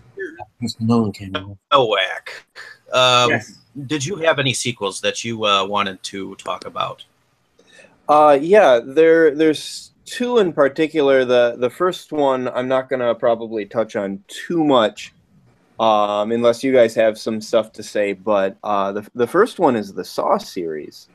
Well, yeah, the first one, it's just your, thriller torture porn, and then there's a sequel, and you're like, are you kidding me? Like this guy is dying. How do you come up with it? And the second one it's worth a watch, and then we come through with the third one, and all of a sudden, I'm realizing that this isn't just torture porn. This is also a soap opera. yeah, which Really? I think I got up to 4. I do have the set. I need to finish it, but I got up to 4. The first one, I thought it had a good premise. It's kind of junky in its aesthetic, like with a lot of choppy editing and stuff, and not in like a good way. Storytelling's kind of choppy. Interesting yeah. setup. I did kind of like the second one just a teensy bit more, just because I feel like it was a little bit more. I think the storytelling was laid out a little bit better, and I don't know. I just think that it. I don't know. The first one was very admirable for being so low budget and for putting James Wan on the map and Lee Wanell on the map and all that stuff. I do think the first one kind of suffers from some not so great acting in spots. But I think the second one has better acting, and I don't know. I just think overall, I think overall it was a bit more focused. I don't think you really need to have really good actors in some No, of the films that it's not. It's not you Lawrence. see, anyways. It's not Laurence Olivier style acting, but you know what I mean. It's like it. If you can have an actor that can be real within this kind of elaborate situation, that's not always an easy thing to. That's not that's kind of a tall order when you think about it, just because and that's a part of the reason why I'm not really like a huge Saw fan, just because the situations, it stretches reality pretty far as like, how did he afford to do this? Where do you find the Where time? did you If get he the was- equipment? the He equipment, has cancer. He doesn't have any money. yeah. I liked You need the like Saw you series. need a construction crew to get all that Word. stuff down there and to hide it from people, and it stretches reality just a bit too much to be fully taken seriously. And and also because of the giant lapses in logic, plus the kind of overly imaginative nature of the torturing, it gets kind of unintentionally silly, just because it is Some of the so. CGI of the torture devices later on, it just kind of got repetitive towards like the 5th, 6th, and 7th. Yeah, and the thing is, like, I had to like take them in doses because A, were so silly, but B, they weren't like self-aware enough to be funny, and so it does kind of satisfy this. And I'm not. I know a lot of people. This is not casting aspersions; it's just an observation of human nature. There are people who have sadistic instincts. There are people who have masochistic instincts. I am not really either of those, as far as I know. Definitely not sadistic, and so I think it satisfies a certain personality type, and it's not to say that I'm repelled necessarily, because I tend to like a lot of violence in films if it's used effectively. But it does require you to be in a certain mood, at least for me. That It you requires probably shouldn't encourage. Yeah. well, it requires the thing is, it requires me to be in a mood where I'm not sad. It requires me to be in a mood where I'm happy. I'm happy enough in my present situation to where if I see that, I'm not going to be very sad. Sometimes if I'm angry or I have an underlying frustration, then that's where it comes out. But then again, that's kind of, I'm sure, where a lot of the instincts come in, that, you know, that satisfy that part of ourselves. But yeah, I do think it's that kind of thing satisfies a certain personality type. Okay. Mr. Nowak, what was your other I did have a couple comments I wanted to say about Saw really quick. So first of all, like with the whole torture genre, like that's not really my thing. Like I don't really enjoy it, so it's kind of difficult to get into movies in the first place. And as far as what I was told about like the Saw sequels, like I regard the first one as a pretty good like thriller, like almost kind of Silence of the Lambs caliber. And then I was told to treat absolutely all the others as if they don't exist. That's where I am on Saw. Well, yeah, the first one does kind of owe some of its ideas to Silence of the Lambs, except that it's very schizophrenic in terms of how it tells its story to its disadvantage. I loved its twist. Its twist ending was masterful. I loved the twist, and the music is good too. Good twist ending, good music, but yeah, you have to admit, like the middle portion can get very disorienting as far as which events are happening when, because they do kind of mesh together in a way that makes it very unclear. I didn't have any trouble following it. Well, it's not that I had trouble following it, it's just more like the chronology of events, because like the actual events themselves were plain, but it's just the way in which some events are presented, it seems like they're cross-cutting stuff that's happening in the present time when it's not, when it's in the past. Huh. Did anyone else have anything else to add about the Saw the Saw franchise before we moved on? It's actually one of my most guilty pleasures as a series. I mean, I actually got introduced to it when it originally came out, and I don't like the torture porn stuff, actually, which is, I mean, I actually didn't like House of a Thousand Corpses, though the sequel, by the way. Excellent sequel, in my opinion. But as far as the Saw series, I actually thought it was pretty clever. As far as those type of series go, and I actually did enjoy it to a point. It got tired after a while, but I did enjoy the series, and it was good, like raunchy fun. Even towards the end, you just can't take it seriously at the end. Yeah, and that's the thing. Like, if it were more tongue in cheek and more like self-aware, then it could be really funny. But the problem is that I feel like it does take itself really seriously, despite the fact that it does stretch logic so far. Which is not to say it had to be like Scream self-aware, which gets a little. And I love the Scream series, but even that can kind of wear down on you after a while when it's so painfully self-aware that they kind of have that too cool for school mentality. So I'm not talking about that. I'm just saying like a really good example of appropriate self-awareness in a movie, I think, which predates Scream, was Friday the 13th, Part 6, Jason Lives. That one, that had a lot of good breaking the fourth wall bits, but it wasn't. It's like my favorite one. Like, it's so good. Like, it does all of those perfectly right, and that's basically all I can say about it. Yeah, that's really the only one I would consider like a legitimately good movie. Partially because of the I do think it tells its story most effectively, and it has just the right amount of fourth wall breaking without it really clashing with the rest of the movie or feeling like it's got that too cool for school mentality that the Scream movies had, which again, I love the Scream movies because I love the characters, but I do feel like Mr. Nowak, what was your other film series to talk Okay. about. Yeah, so I have a very strong opinion on this, and I've had others with exactly the opposite and still valid opinions. But the Evil Dead series, Oh, first one I loved, absolutely loved. Second one was watchable and had an interesting plot line, if nothing else. Third one, I despised. I was pretty okay with ending an alternate ending, but I hated Army of Darkness. Hated it. blasphemy!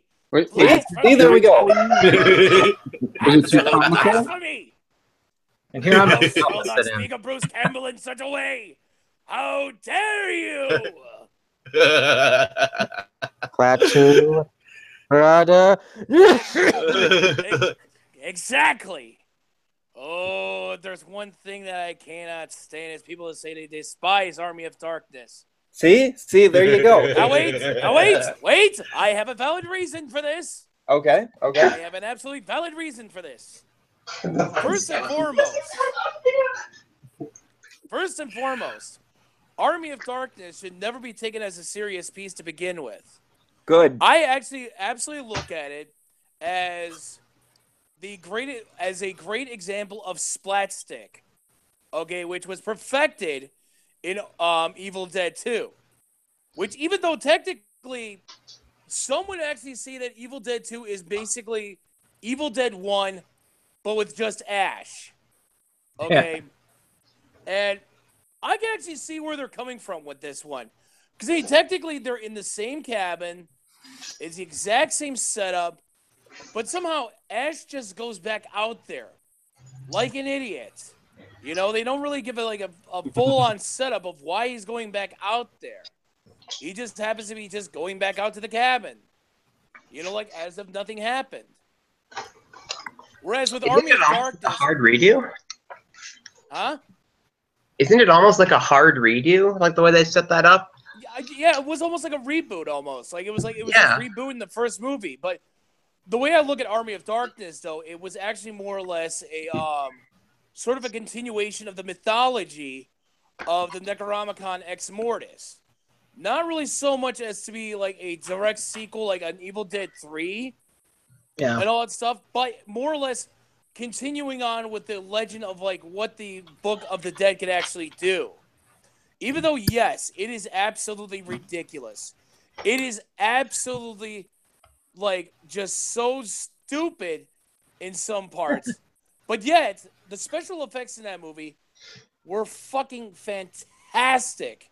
Especially for the time. Okay. Camera technique. Now, even Well, though there's such a thing as a movie being stupid but knowing exactly what it is and just going for it. I mean, exactly. in which case, it accomplishes what it sets out to be. You know. And it's also an interesting kind of character arc for Ash, because in the first one, you barely even notice he's even there in the first movie. Okay, he barely even has any presence whatsoever. The second one, the second one sets him up more or less as like sort of like this, like, okay, now this is the Bruce Campbell we're gonna get used to. The badass with a chin who's got the boomstick and a chainsaw for a hand. Okay. And then the third one really ramps up that actual character arc, but then they really show like that, yay, you know, this guy's got an ego now. Okay, because now all of a sudden, hey, he's getting all this praise, he's getting all this worship, he's getting all this respect, in some aspects, you know, and he becomes sort of like this, like, narcissistic asshole who's still a hero. With the and he boomstick. Exactly. You know, and he realizes, like, oh shit, wait a minute, I actually have a mission here to get back home. And, you know, even though I do love the alternate ending, because that was in the truest form of Ash. Because he was an incompetent buffoon. Okay? At the core of his character, he is an absolute buffoon. Okay? He's a nitwit, a moron, an idiot that doesn't know what the hell he's doing. However, he actually steps up that, though, by becoming kind of like the hero and all that stuff, you know, that basically rallies the army to attack the army of the dead and all that stuff. And you know, I mean, yes, you'll actually see some of this later on in Bruce's career as well. You know, especially the goody two shoes part. You'll see that in episodes of like, you know, freaking Hercules and Xena Warrior Princess as well. Okay, which I thought was absolutely fucking hysterical. I'm like, oh my god, are you serious?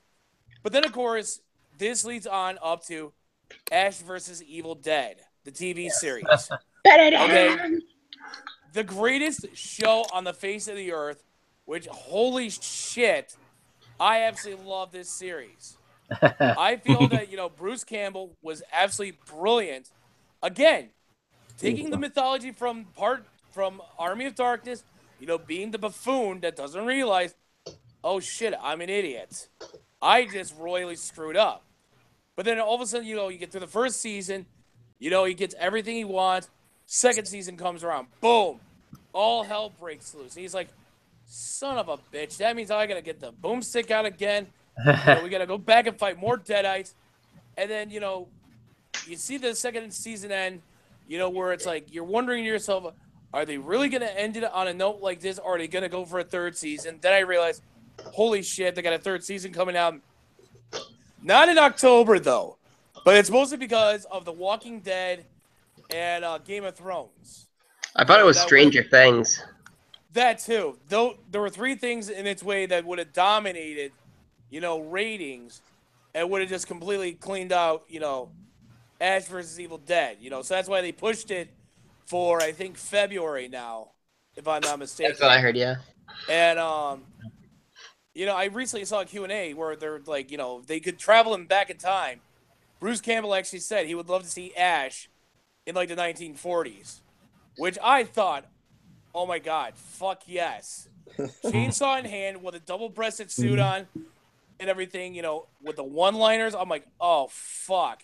Gangster Bruce Ash. Campbell's, I'm thinking to myself, that man has been reading my diary. He's been reading my secret Bruce Campbell diary again. Gangster Squad. The one that you have with a special lock and you keep it under your bed, and you know. Well, actually, it's a chin identifier. Actually, I do have. There are. Go ahead. Because you were talking about how Evil Dead was the best in the series for you, and with that, and I really don't consider Evil Dead 2 and Army of Darkness really sequels to the original Evil Dead, because the tone and everything was very different. I actually would consider Drag Me to Hell the real successor to Evil Dead, if you really want to look at it that way, in tone and method. Yeah. That's really where it is. As the other stuff, though, really is its own thing. Interesting. Okay. All right. I really love everything Evil Dead related. I thought even the remake which was probably the worst of the franchise, but it was good in its own way. It just wasn't good in the way that the canonical ones are good. But just as like a very intense like modern horror film, it was that. But I do like everything Evil Dead related pretty much equally. And I love Evil Dead the musical too, which is a stage musical, which is wonderful. I've seen it twice and it's amazing. But if I had to pick my absolute favorite, oh boy, that's so tough.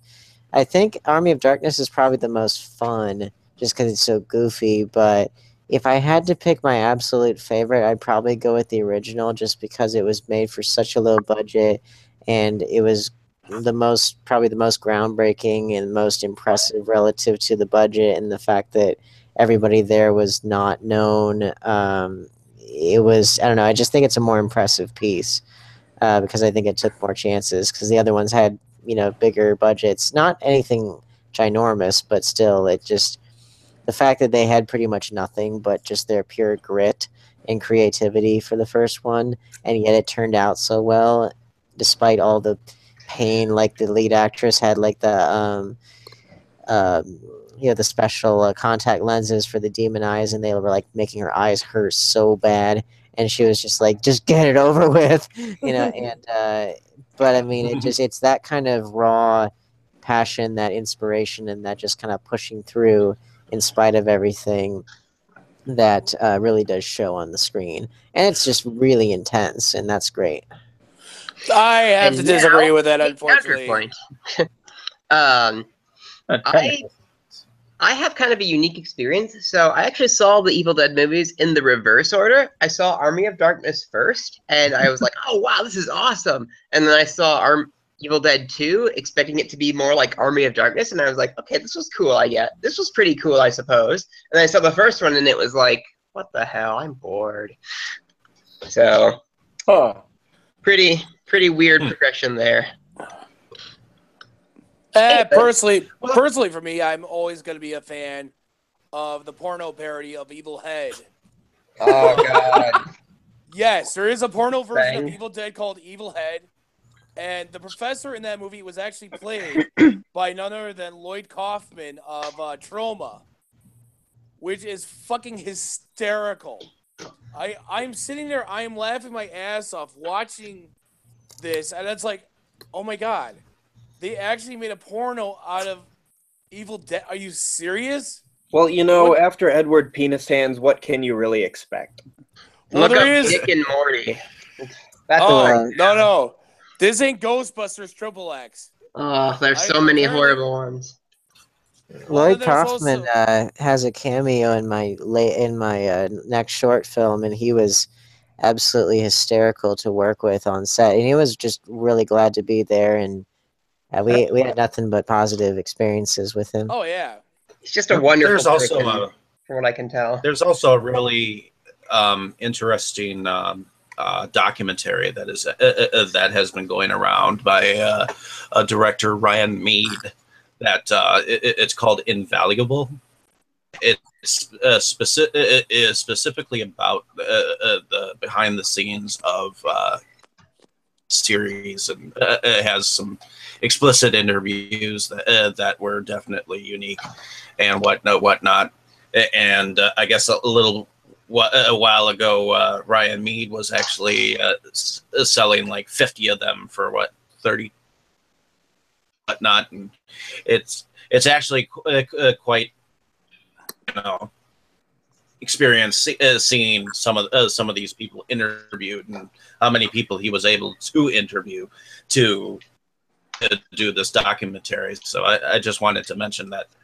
Well, if you're interested in trauma documentaries, there's a lot of good ones out there they're available on their YouTube channel, Trauma Movies. Like there's ones about, you know, them being at the Cannes Film Festival. There's there's also the Poltergeist one. Yep, that's a good one. The oh making of Terra Firma and Citizen Toxie, those are good ones. They kind of tell you, well, they tell you the real world of, well, independent filmmaking and, you know, filmmaking that can often be crazier than the movies themselves, which are very crazy on their own. And, well, and just the fact that everything that can go wrong will go wrong, and about times 1,000. Oh yeah, I totally remember this. In any case, a few sequels that I'd like to bring into the discussion myself. I guess one of the best 4-film sequel I think are out there is the Lethal Dead, Lethal Weapon series. Oh, I which, love which I think I love them, and not but I believe that each of the sequels of this franchise stands well on their own. Yeah, they each they kind of follow the Evil Dead syndrome, but not nearly to as extreme of a degree as far as the first one being the most serious, and then they get progressively sillier, but then it's not quite as extreme as the Evil Dead series. But even 4, which is easily the silliest, even that has a lot of good aspects to it, especially the the scene with Joe Pesci and Chris Rock going on about cell phones, which is just pure gold as far as comedy goes. I'm shooting drawers here. But yeah, they all do hold up pretty well for what they are. Another film series, which even though I know the third one in the series doesn't always hold well with everyone, I still think it's a good wraparound. The Back to the Future trilogy. Oh yeah, The whole thing's pretty solid. Like I can't really complain about any of it. Yeah, they're all really good. I'm just so glad that it was Bob Gale, the screenwriter. I'm so glad that he and Robert Zemeckis both confirmed that there were not going to be any sequels or spin-offs or reboots or anything, which is great because I just feel like that's such a perfect... Well, because it's about time travel, it's finite, and I just feel like it...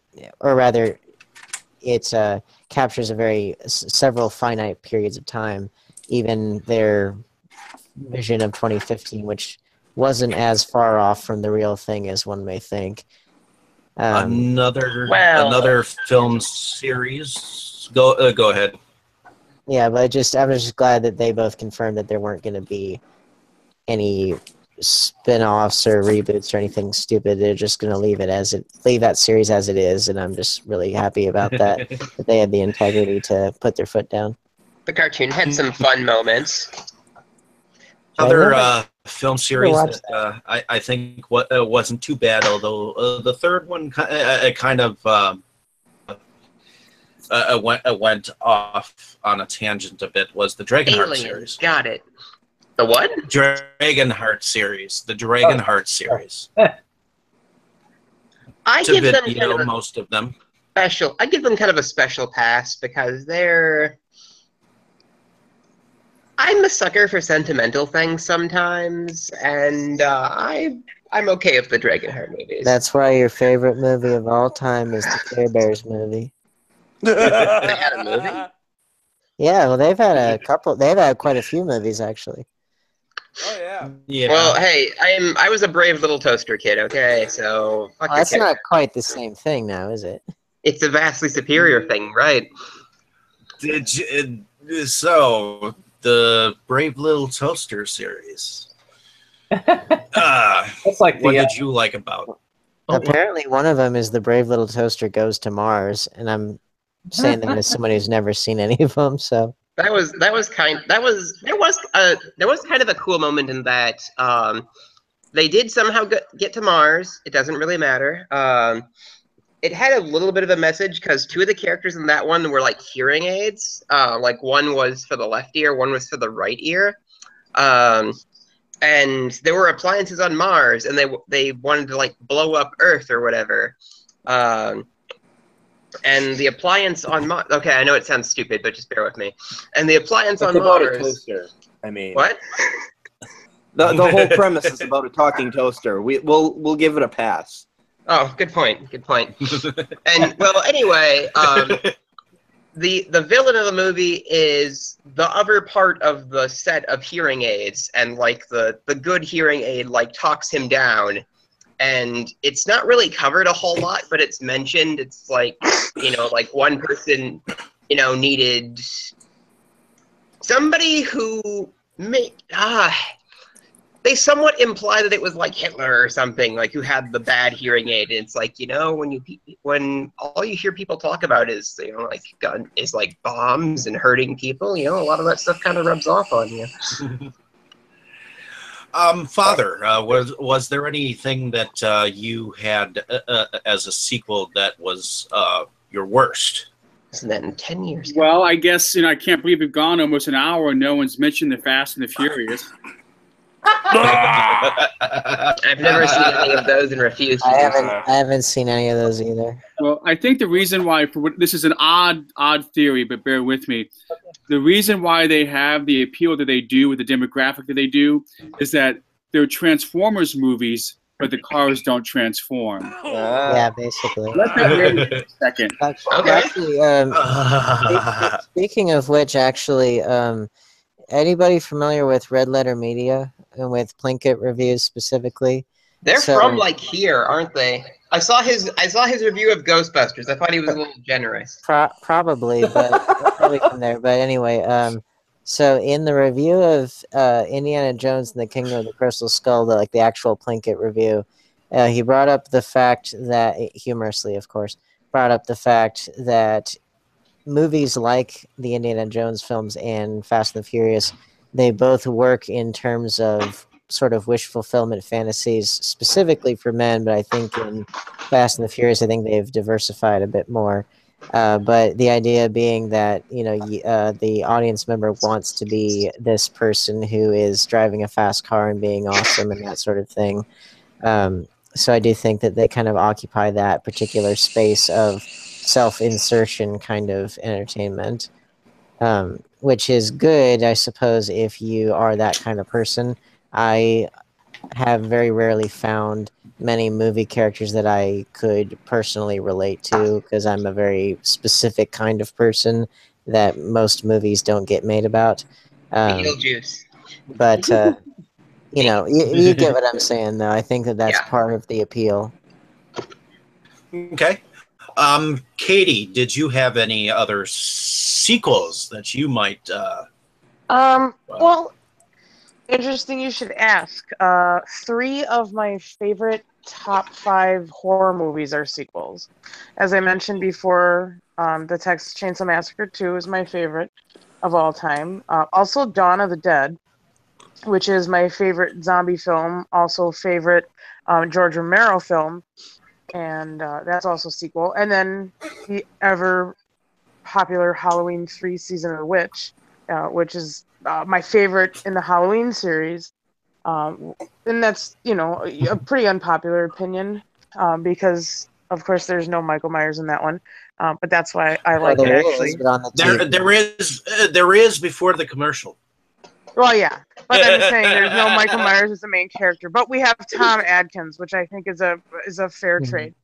And you know what that movie's like? It's basically like a Twilight Zone movie, except it's not called the Twilight Zone. Well, the original idea was that every year they would do a Halloween movie, and it would be a totally different story themed around Halloween. The problem was they didn't tell anyone first, and so that's why everybody was upset. If they had just called it, Andrew once said that if they had just called it Season of the Witch and released it like that, it would have been great. Yeah, exactly. I believe in certain circles that Free has actually become kind of a cult classic in a sense. And of course, because but go ahead. Oh, there was one more movie I wanted to bring up that's a non-horror sequel that is one of my favorites, which is Terminator 2.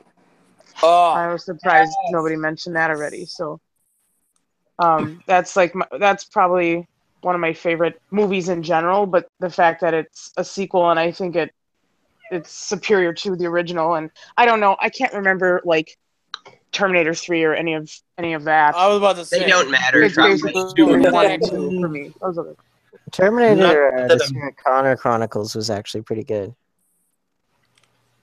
The TV the series. Yeah. Gotten into that yet, but I've heard the same. Although, as far as I'm concerned, the alternate ending for Terminator 2 is the end of the series. Like that's how I view it. Like Terminator 2 did the entire concept so well. Like you can't exactly need nothing else. And you at least have to see it in 3D. Yeah, that. Admit this too. I was about to say because we were talking about how CGI never really ages too well. And all that stuff in a lot of movies. Yet with Terminator 2, the CGI in that movie, like, is absolutely flawless, like all the way through. Like I've watched flawless like, for what it is, because keep in mind that you have essentially a liquid molten man who can phase through solid matter and all that. So for that kind of creature, it looks great. Well, Which the other thing that we should keep in mind as far as CGI, the early version of the Silver Surfer. Yeah, kind of. But one thing we should quickly mention about CGI that Father Brian brought up a little bit was about Transformers. That if you watch the behind the scenes of that, they're able to calculate the correct mathematical formula for getting the correct light reflections off of metal. They're able to do that a lot easier and with a lot more accuracy than they are with flesh, because metal is solid and non-organic, as opposed to flesh, which is translucent and can be all kinds of different colors and consistencies and all that stuff. So that those and things like that have aged comparatively better than if you try to do a creature with hair and fur and skin and that kind of stuff. But yeah, go ahead. I Oh, know he that. made an excellent point. Oh, go ahead. Go ahead. I was about to say he made an excellent point. Although, unfortunately, with the Transformers movies, they're the Transformer movies. They're all terrible. They're all the same plot line, every single one of them. I thought the first one was pretty good, but again, it's where the rest of them don't exist after the first one. Well, exactly. The rest of them are just recycled plots, like every single time. Basically, although as I've said before, if you study the filmmaking technique of Michael Bay movies, you'll find out that there's a lot of interesting things he does with cinematography and like with like I said before, with like how they're actually done with more practical effects than you would think, and even the CGI that is there is done in such a way that it actually ages pretty well. Like the actual craft of the filmmaking is very strong, but storytelling, yeah, forget it.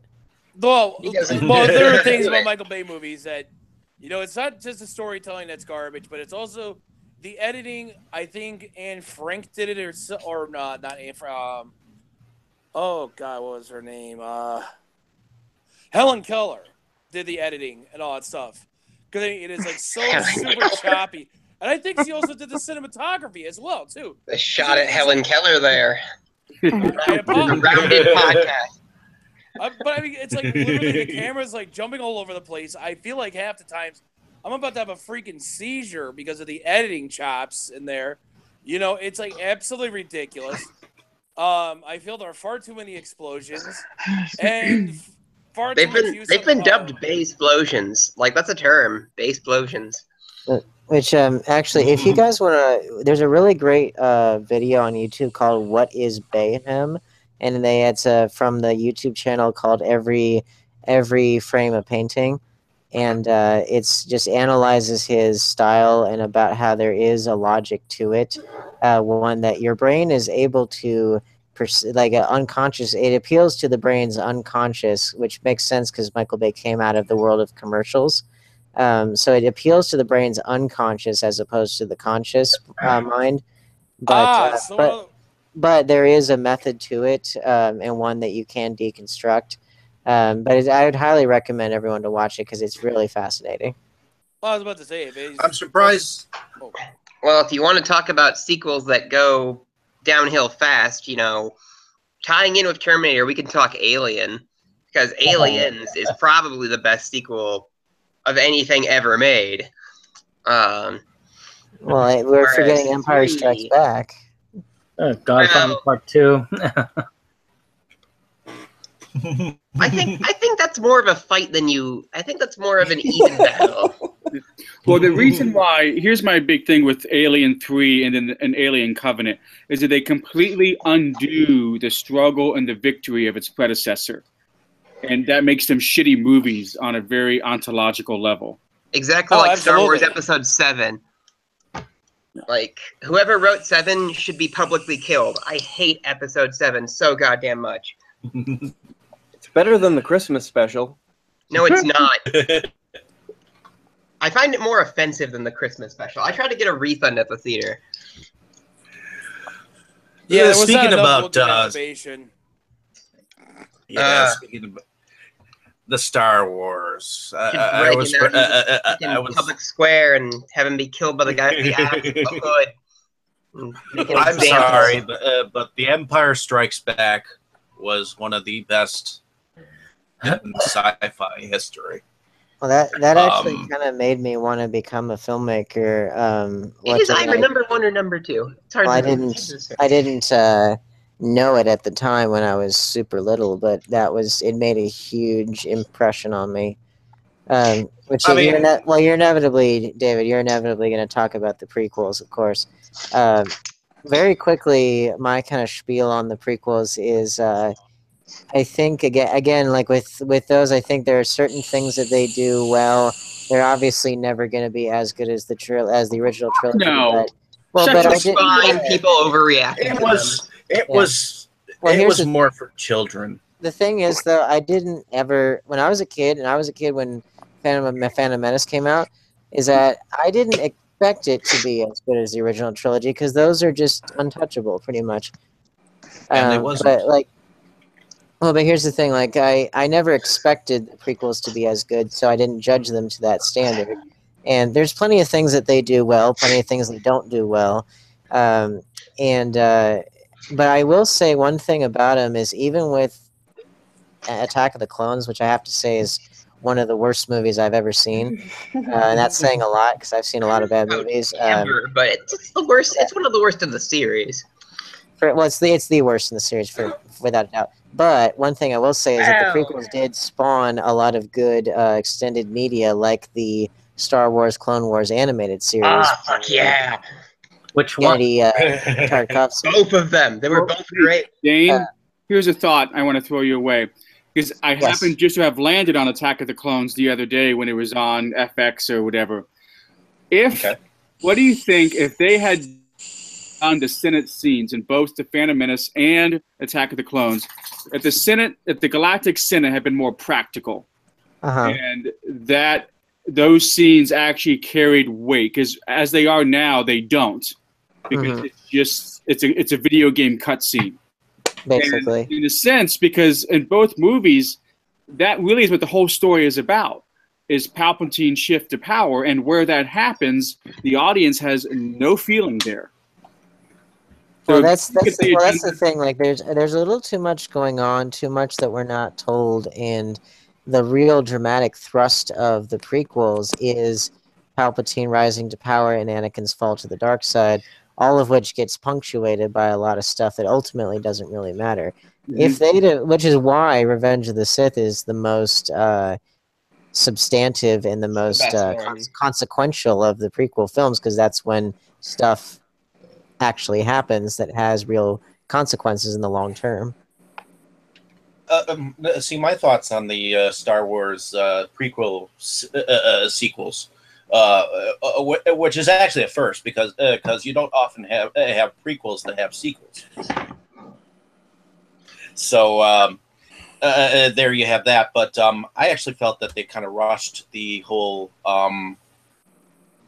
concept of Vader getting in a fit of rage and getting sucked into a volcanic pit and basically over the fault of his mother being killed. I felt that whole scene was rather rushed, and it was like a quick thought process, like a quick.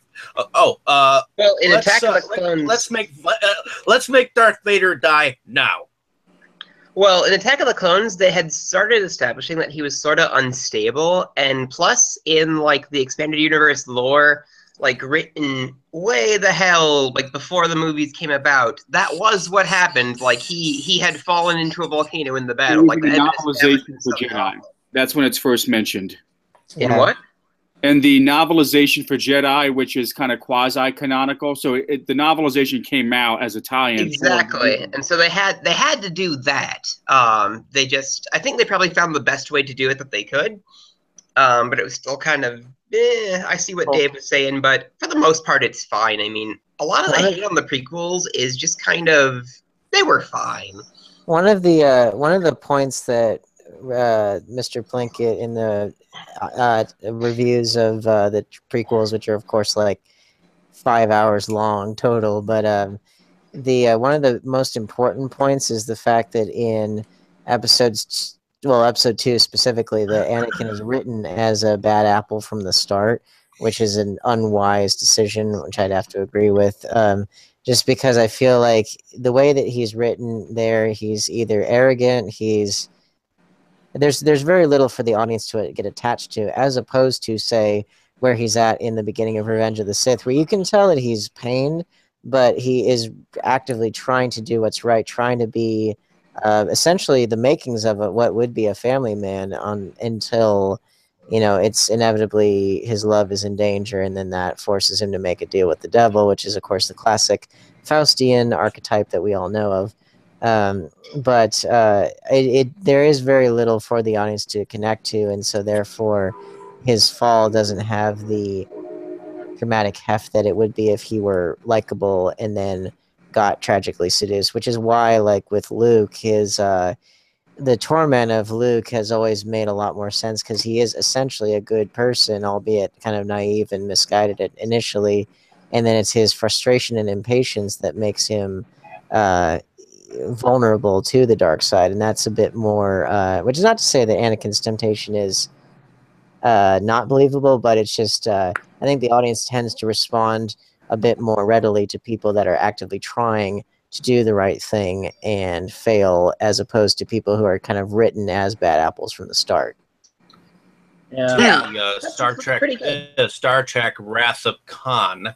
What did you think of the just out of curiosity, what did you think about in Star Trek Into Darkness is variation of it was a shit show. It was horrible. It was well, and believe it or not, when the first J.J. Abrams reboot came out, which I thoroughly liked, there were some little problems here and there, but on the whole, as a reboot, I thought it really did a fantastic job of introducing Roddenberry's original characters to a whole new generation. All of that was really, really spot on. Phenomenal casting.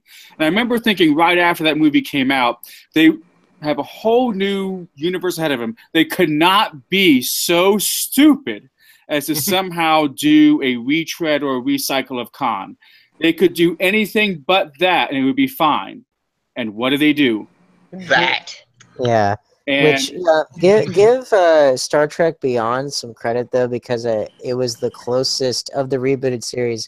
It was the closest in feel to the original series. Oh, yeah, It still felt like it was of the same reboot series, but they did really try, you could tell, to get it closer to that which hardcore fans would be familiar I agree with that wholeheartedly. Whereas Star Wars did a prequel, whereas Star Wars did a prequel or a sequel to a prequel, Star Trek did the reboot or the sequel to a reboot.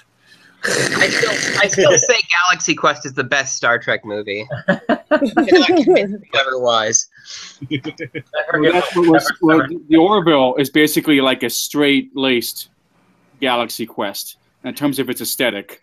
I was thinking that too, because I'm watching that series as well, and for some reason it just reminds me so much of Galaxy Quest. That's the palette of Galaxy Quest. An intro. You mean how it's wonderful? Well, that reminds me. Whatever happened to Star Trek Discovery? It had like one episode, and then. No, it's on. You have to either pay for the streaming on CBS All Access or get it off of BitTorrent. Yeah. Yeah. I heard a lot of people were not pleased with it. Oh, I like it. It's aesthetically, it's beautiful, and it's a slow build story. It's not necessarily episode to episode. It's more long form, and so far, I'm enjoying it. It's keeping my attention. Well, I was a Star Wars kid, and I never really had much of a taste for Star Trek in the first place. Like, I tried to watch the original series. I think I got about 5 episodes in before kind of feeling indifferent about it. It's something that does grow on you over time. Like, I have the box set of the original series, and I have the box set of Next Generation, and I still need to finish original series, but it does grow on you the older you get. Because I think if you get more used to slower, old-fashioned, less, flashbang, kind of storytelling, then I think you can appreciate it more. That reminds me, Father, have you ever seen some of the fan episodes that fans have put together of Star Trek? Well, the one is not Crowley.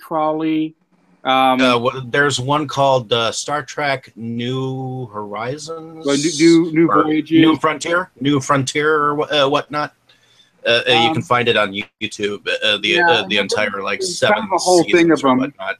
But Crowley, his was probably the most high end. And then there was another one called Hidden Frontiers, which was more of a TNG tie-in. And that was the thing with those is that because they were almost all backdropped, and all they had were like Office Depot chairs to roll around on. But there were some individual scenes that almost worked and it like drew you in, and then it would cut to another scene that was so bad that it just completely destroy the suspension of disbelief. But mad props for trying. A+ for effort. Oh yeah, especially since I believe that some of the Star Trek, some of the people who starred in Star Trek have actually like so here and there. So in any case, I just figured I'd touch on that real quick. Anyone else have any sequels or whatnot to talk about before we did very briefly talk about this in the Exorcist episode, but because Father Brian and I've talked about Exorcist 2 before, but one of the things that going back to like stuff like Hulk, for example, one of the things I thought was interesting about Exorcist 2 was that it did, while I completely agree with Father Brian's previous assertions that it was basically studio throwing money at a profitable previous title and seeing if that worked, and this director didn't like the original and all that, it's got the makings of a mess without a doubt. But They need to cut like a full hour from the thing. Well, but like one thing I thought was interesting about it is that I feel like it had a lot of interesting ideas that I feel like could have been explored in a much more coherent fashion. But some of the things it was going for were like the line between spiritual ideas and religious and scientific ideas being less separate and blurring in a way in which and it's a little far-fetched for 1977, and maybe that was the problem, but like because like one of the ideas they talk about is the idea of everyone being connected in a kind of neural net as part of a collective, which again might have been a little far-fetched back then, but nowadays you have like Time magazine predicting that machines and humans would be fully integrated by 2050. So that suddenly that idea is not as far-fetched anymore, and so then you think, oh well, if the neural net of the physical can be connected, then is it so inconceivable that technology could arise to where whatever kind of spiritual realm there is could be measured and perceived in a more like laboratory setting? I thought that was interesting, and I do like kind of the more surrealistic aspects because I like surrealism. And some things like that. It is definitely a mess, but I do again like some of the hints of those ideas. I think they could have been told better, but it's not Exorcist the Beginning, which was pretty all around bad. Aside from some good cinematography, it was just all around pretty bad. Speaking of Exorcist, did you get your book? Yes, I did. Thank you for sending it. Now, actually, Dominion, prequel to The Exorcist, is basically the same movie as Exorcist the Beginning, except better in pretty much every department, except the cinematography is significantly worse in Dominion for whatever reason. I think partially it's because I think Rennie Harlan's a much better visual storyteller. Yes. Yeah, because his movies too tend to be pretty good looking visually, but I think that was also very specific on the studio's part. They wanted something that looked more glossy. Yeah. Well, and basically visually, I thought that Dominion looked a little bit like The Asylum's The English Patient, a little bit. But I think that's what they were going for. I think that was very intentional. Yeah, well, script wise, it was significantly better. And it was a lot more thought provoking, but Exorcist the Beginning looked much more like a actual like studio movie. If they could have taken that kind of production value and that kind of visual eye and put that towards a more thought provoking script like Dominion, then I think that it would have been a bit better received. But I do understand why the studio didn't care for it, because it was too overtly religious and too overtly thought-provoking. But at the same time, then the Exorcist the beginning comes out, and it's like Christianity for 2-year-olds, you know. Well, I won't. Yeah. Actually, I do have one other sequel set that I bring up. It's more of a personal vendetta, which is John Johnson's Skeleton Key series. Mainly because I felt like the sequel in that series tricked me into purchasing it and getting into the series. Because for some reason I thought it was a sequel to the other Skeleton Key series. I mean, actually, there's not a series, just a single movie. That's right. There was a Skeleton Key 2 and a Skeleton Key 3, wasn't there? And a 3-part 2. And a 3-part 2. Yeah, if anyone actually is interested, I have reviewed them all on my channel. But okay, it is a trip down madness and mayhem, and 2 set the tone more than anything else. I think 1 was trying to figure out what the heck it was about, and then 2 decided to set the tone of, we're just going to take some makeup and then we're going to go crazy, and we're going to keep that going up until like 3-part 2, where they said, maybe we need a script for this. And and there, that was how I felt with it. But 2 does still, so it holds personal vendetta, but it also is an interesting film on its own. Okay. I had a couple that I wanted to touch on real fast. Sure. Pumpkinhead 2 sort of ditched the premise of. With Pumpkinhead 2, the creature was more of like a standard like movie slasher. Like its origins were a little less important, but I liked it anyway. Like it was sort of like a departure before they got into like really bad sequels in the Pumpkinhead series. But I just felt like it deserved some mention, like because I enjoyed the movie. Like it still had like that revenge theme going. It wasn't as well done as the first one, but it was sort of interpreted in a different way. And then the thing I think really needs to be mentioned in a discussion of good sequels, Creepshow 2, which.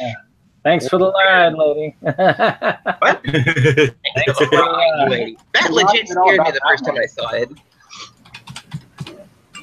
I think the stories are actually better in Creepshow 2. Like, I just wish there were more of them. And speaking of anthologies, no one really likes to talk about Creepshow 3 because that was just relatively bad. Speaking of anthology movies, VHS 1 is good, solid. VHS 2 is really good. VHS Viral is bad. I haven't seen Viral, but hey, Andrew, we really liked both VHSs, didn't we, Andrew? Yeah. I thought both of them were second one's good. The best, I think.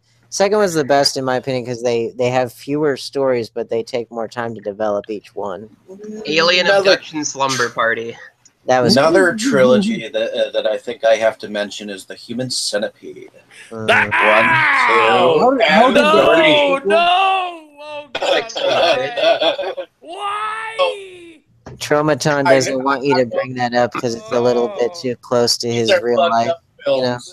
I know these are fucked up films. Okay. So Tremors 2, spectacular sequel. Like, it takes everything fun about the first one and just expands on it. Like, the shriekers and, like, the humor. Oh, right, centipedes. Ick. Okay, go on. The first one has this doctor who looks like a centipede, to be precise. And he takes, like, these 3 people and connects them mouth to thighs and whatever phalanges are, and he has them go through the cycle of the centipede process, how it eats and whatnot. And in the second one, watches the video of the apparent human centipede experiment, and he just takes whatever household appliances, makes a like a 10 to 12 people long thing. The third one is just kind of a comedy, like about them, because it brings both the original guy and the second guy into the whole mix. What did any of you guys see the film? Nope. That's another one of my boycotted films. Like, no centipedes. Sorry. Yeah, I've I never have seen. no desire to see that. Nope, No, nope, neither. so much nope. All right, guys, it's getting late. I got to check out. You have a good night. Take care. All right. Good having you. Thanks for thanks for coming.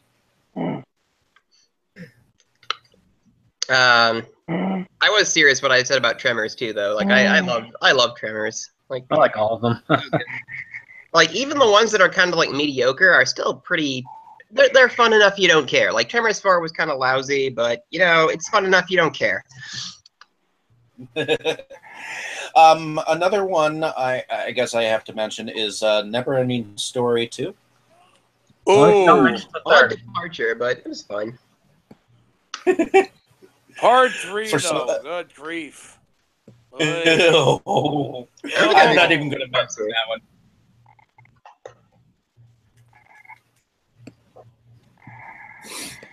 Oy. Man, there's so So, many things. anyone else have anything? What about the Jaws series? Like how those kind of went downhill? Because Jaws 2 is actually a pretty decent story. It's basically the same as the first movie, but with just like a few more different details.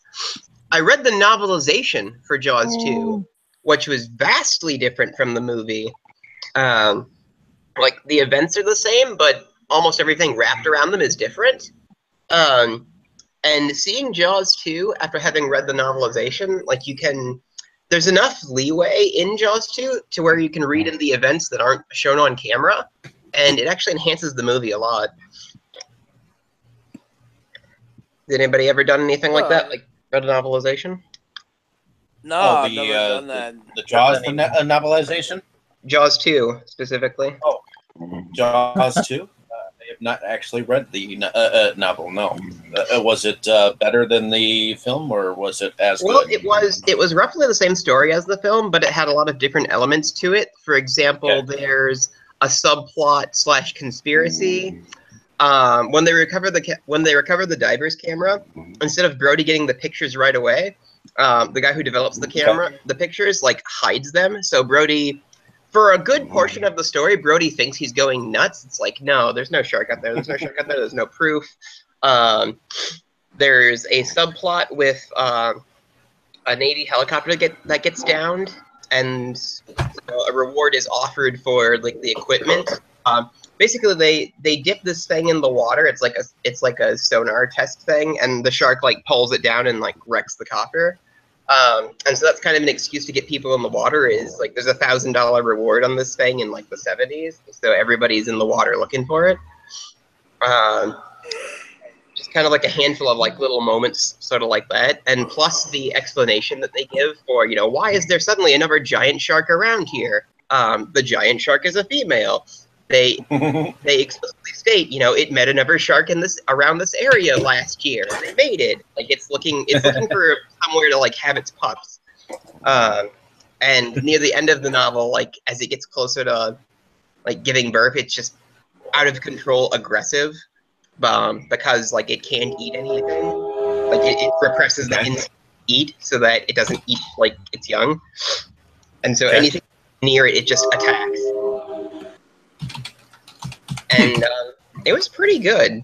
Like the novelization was quite good, and they leave My that extra remembrance of is, of course, everyone loves seeing Jaws, and I happen to actually have seen Jaws in its original. What was it? 35 millimeter. At the Oriental, which is an older theater here in downtown Milwaukee. It was a couple of years ago, and I was actually invited to go. And I have to say the experience was definitely seeing it in that aspect, because I had not seen it in the theater. I'd actually seen it like on VHS or on TV or the first time, but seeing it at the theater for the very first time definitely had an experience. Although, who was laughing through the entire fucking thing, and I wanted to shoot that guy. I'm sorry, but if I'm there to watch a movie, I'm there to watch a movie. I think Makes it depends. the theater experience a little. Want to go see another movie for some time. So, but in any case, I'm going to wrap this up here. I know it's getting late, so why don't we, Katie? I know you had some events to talk about. Are you still here? Hello. Did I ramble you to sleep? Oh, yes. Sorry. Did you have anything else you wanted to say before before we say our goodbyes?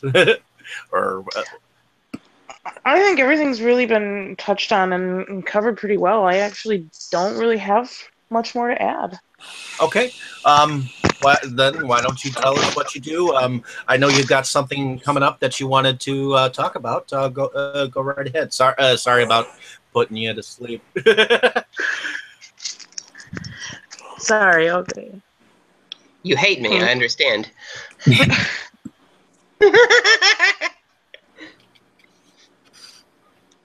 Too far?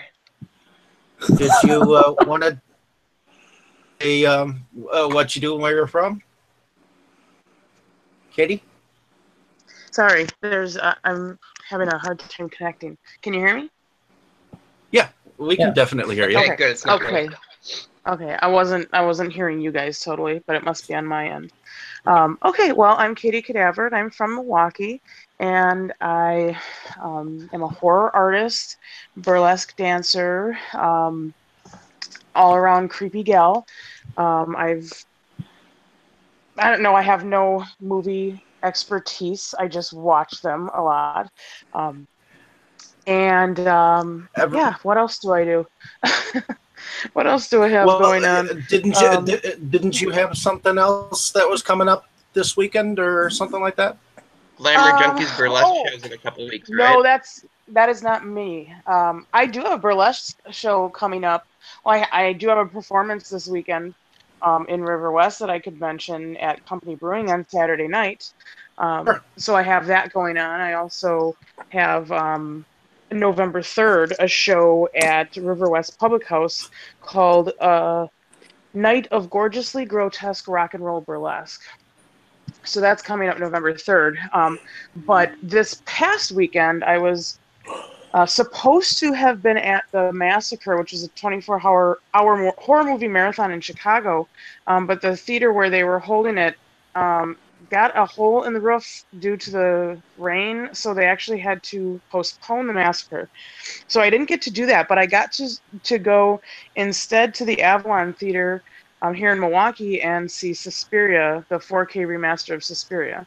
So I don't have anything fun to report back from the Massacre, but I will be going this Friday to see Halloween 3 Season of the Witch at the Times. So cool. Keeping with the sequels.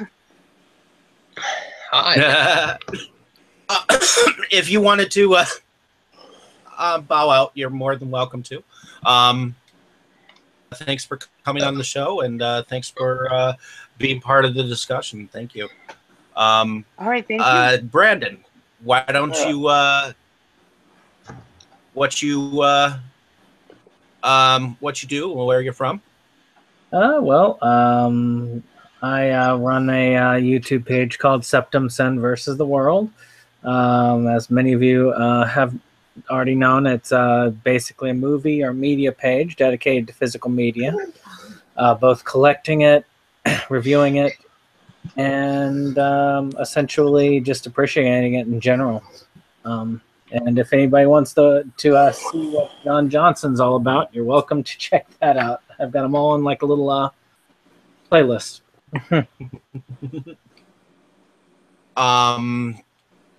Andrew, why don't you tell us a little bit about what you do, where you're from? Which one? Yeah, I was about to say. Knew Yeah, it. which The one? one with the one with the boomstick obsession going on. Oh, he's talking to the other Andrew. No, I'm talking to you. Oh, it's not a boomstick obsession. It's a chin obsession. I just have fantasies about sleeping in Bruce Campbell's chin dimples. All right. Every man wants to do it. Damn it.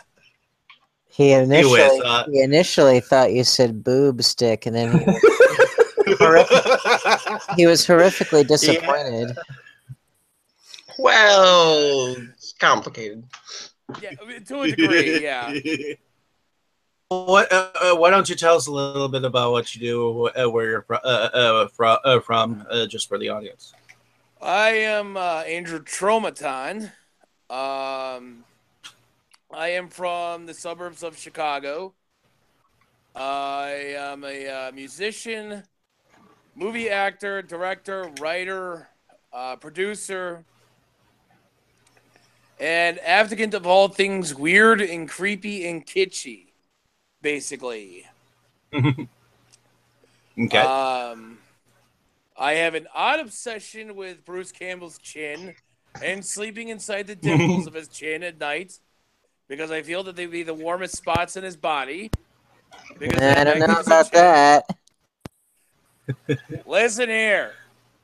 When you have crazy fantasies about Bruce Campbell's chin, then damn it, Unfortunately. Unfortunately, Bruce. Well, This unfortunately, Bruce Campbell just got a plastic surgery and replaced his chin. John Candy's chin. Oh, for God's sakes, I knew it. To get to the warmest parts, you have to go inside. I thought he was going to do like he did, what was it? Escape from L.A. when he played the plastic Surgeon General. They really enhanced his chin. Oh my God, that was creepy. It literally looked like Robbie Rotten from Lazy Town. Like it was like so fucking weird. It does. I mean, seriously, watch the movie. It sounds great to me. I don't know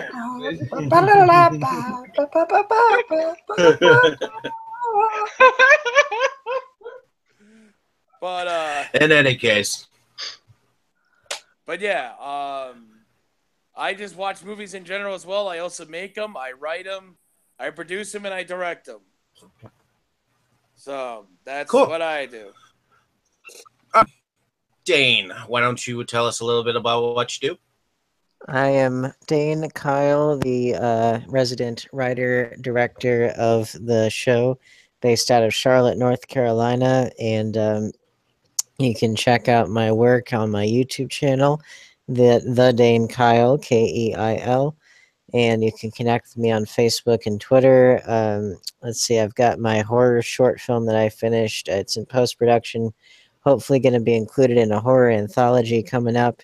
Getting casting going for my first feature. And let's see, my next short film is almost ready to be shown, which is nice.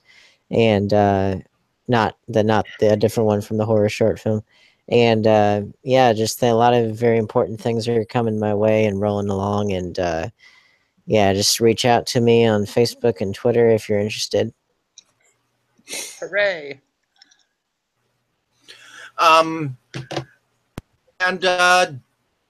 tell us a little bit about yourself and what you do.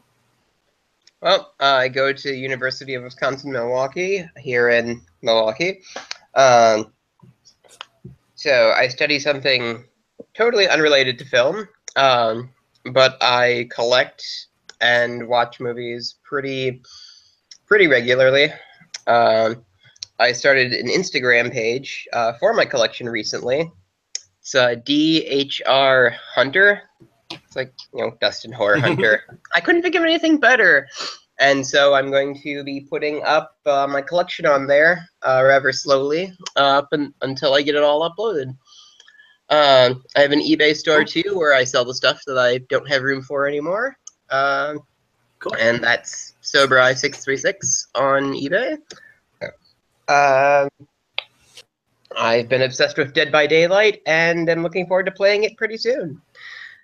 So, supposedly Freddy's coming. Andrew, thanks for coming back and being on the show. I hopefully you got to talk about a few of the sequels that you wanted to talk about. Why don't you tell us a little bit about yourself? Yeah, hi, I'm Andrew. Kind of coincidental, this talk about sequels, since this is my second time on the show. So, yay, number 2.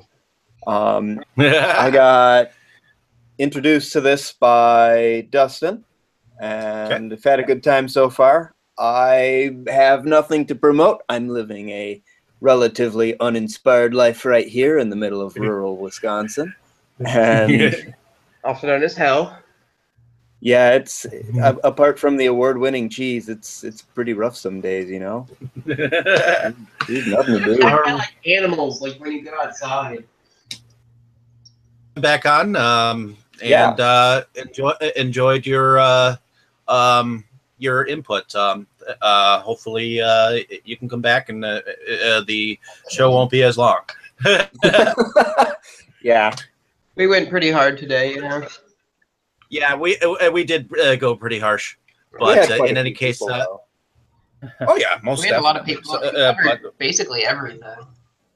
Yeah, we did cover a lot. I'm sure we can make at least maybe 1 or 2 more episodes on this. But we won't do it for next. We'll just pick a regular film, so that it switches up. Sure. And I'm thinking I'm going to go with the film. Let's see. Want to have any suggestions? You should do a trauma film. I still say Alligator. Alligator or Aberration. Actually, I just saw It Follows, and that's been trending pretty hard right now. That was a pretty good one. It Follows is a bit old, but it was pretty good. So It Follows is not a single jump scare. It was just like slow creepiness. Hey, you could do the Evil Dead series. I mean, that came up with a lot of conversation today. Yeah. Well, it's Evil Dead. I mean, it has such a rich history. You know, now, before we go, I have to say one of the more recent sequels that I forgot to talk about was the Camp Blood series. Poor Brand.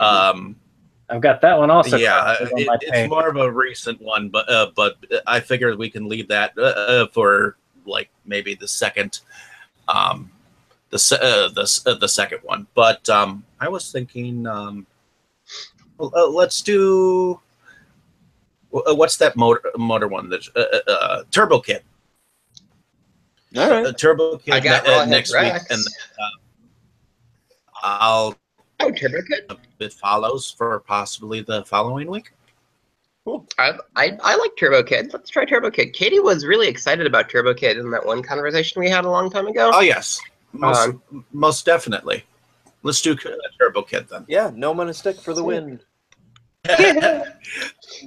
Well, in any case, everyone say good night. Good night. Good night. Good night. Thanks for listening. All right. Share and Catch you subscribe. guys Do it. later. Take us off live.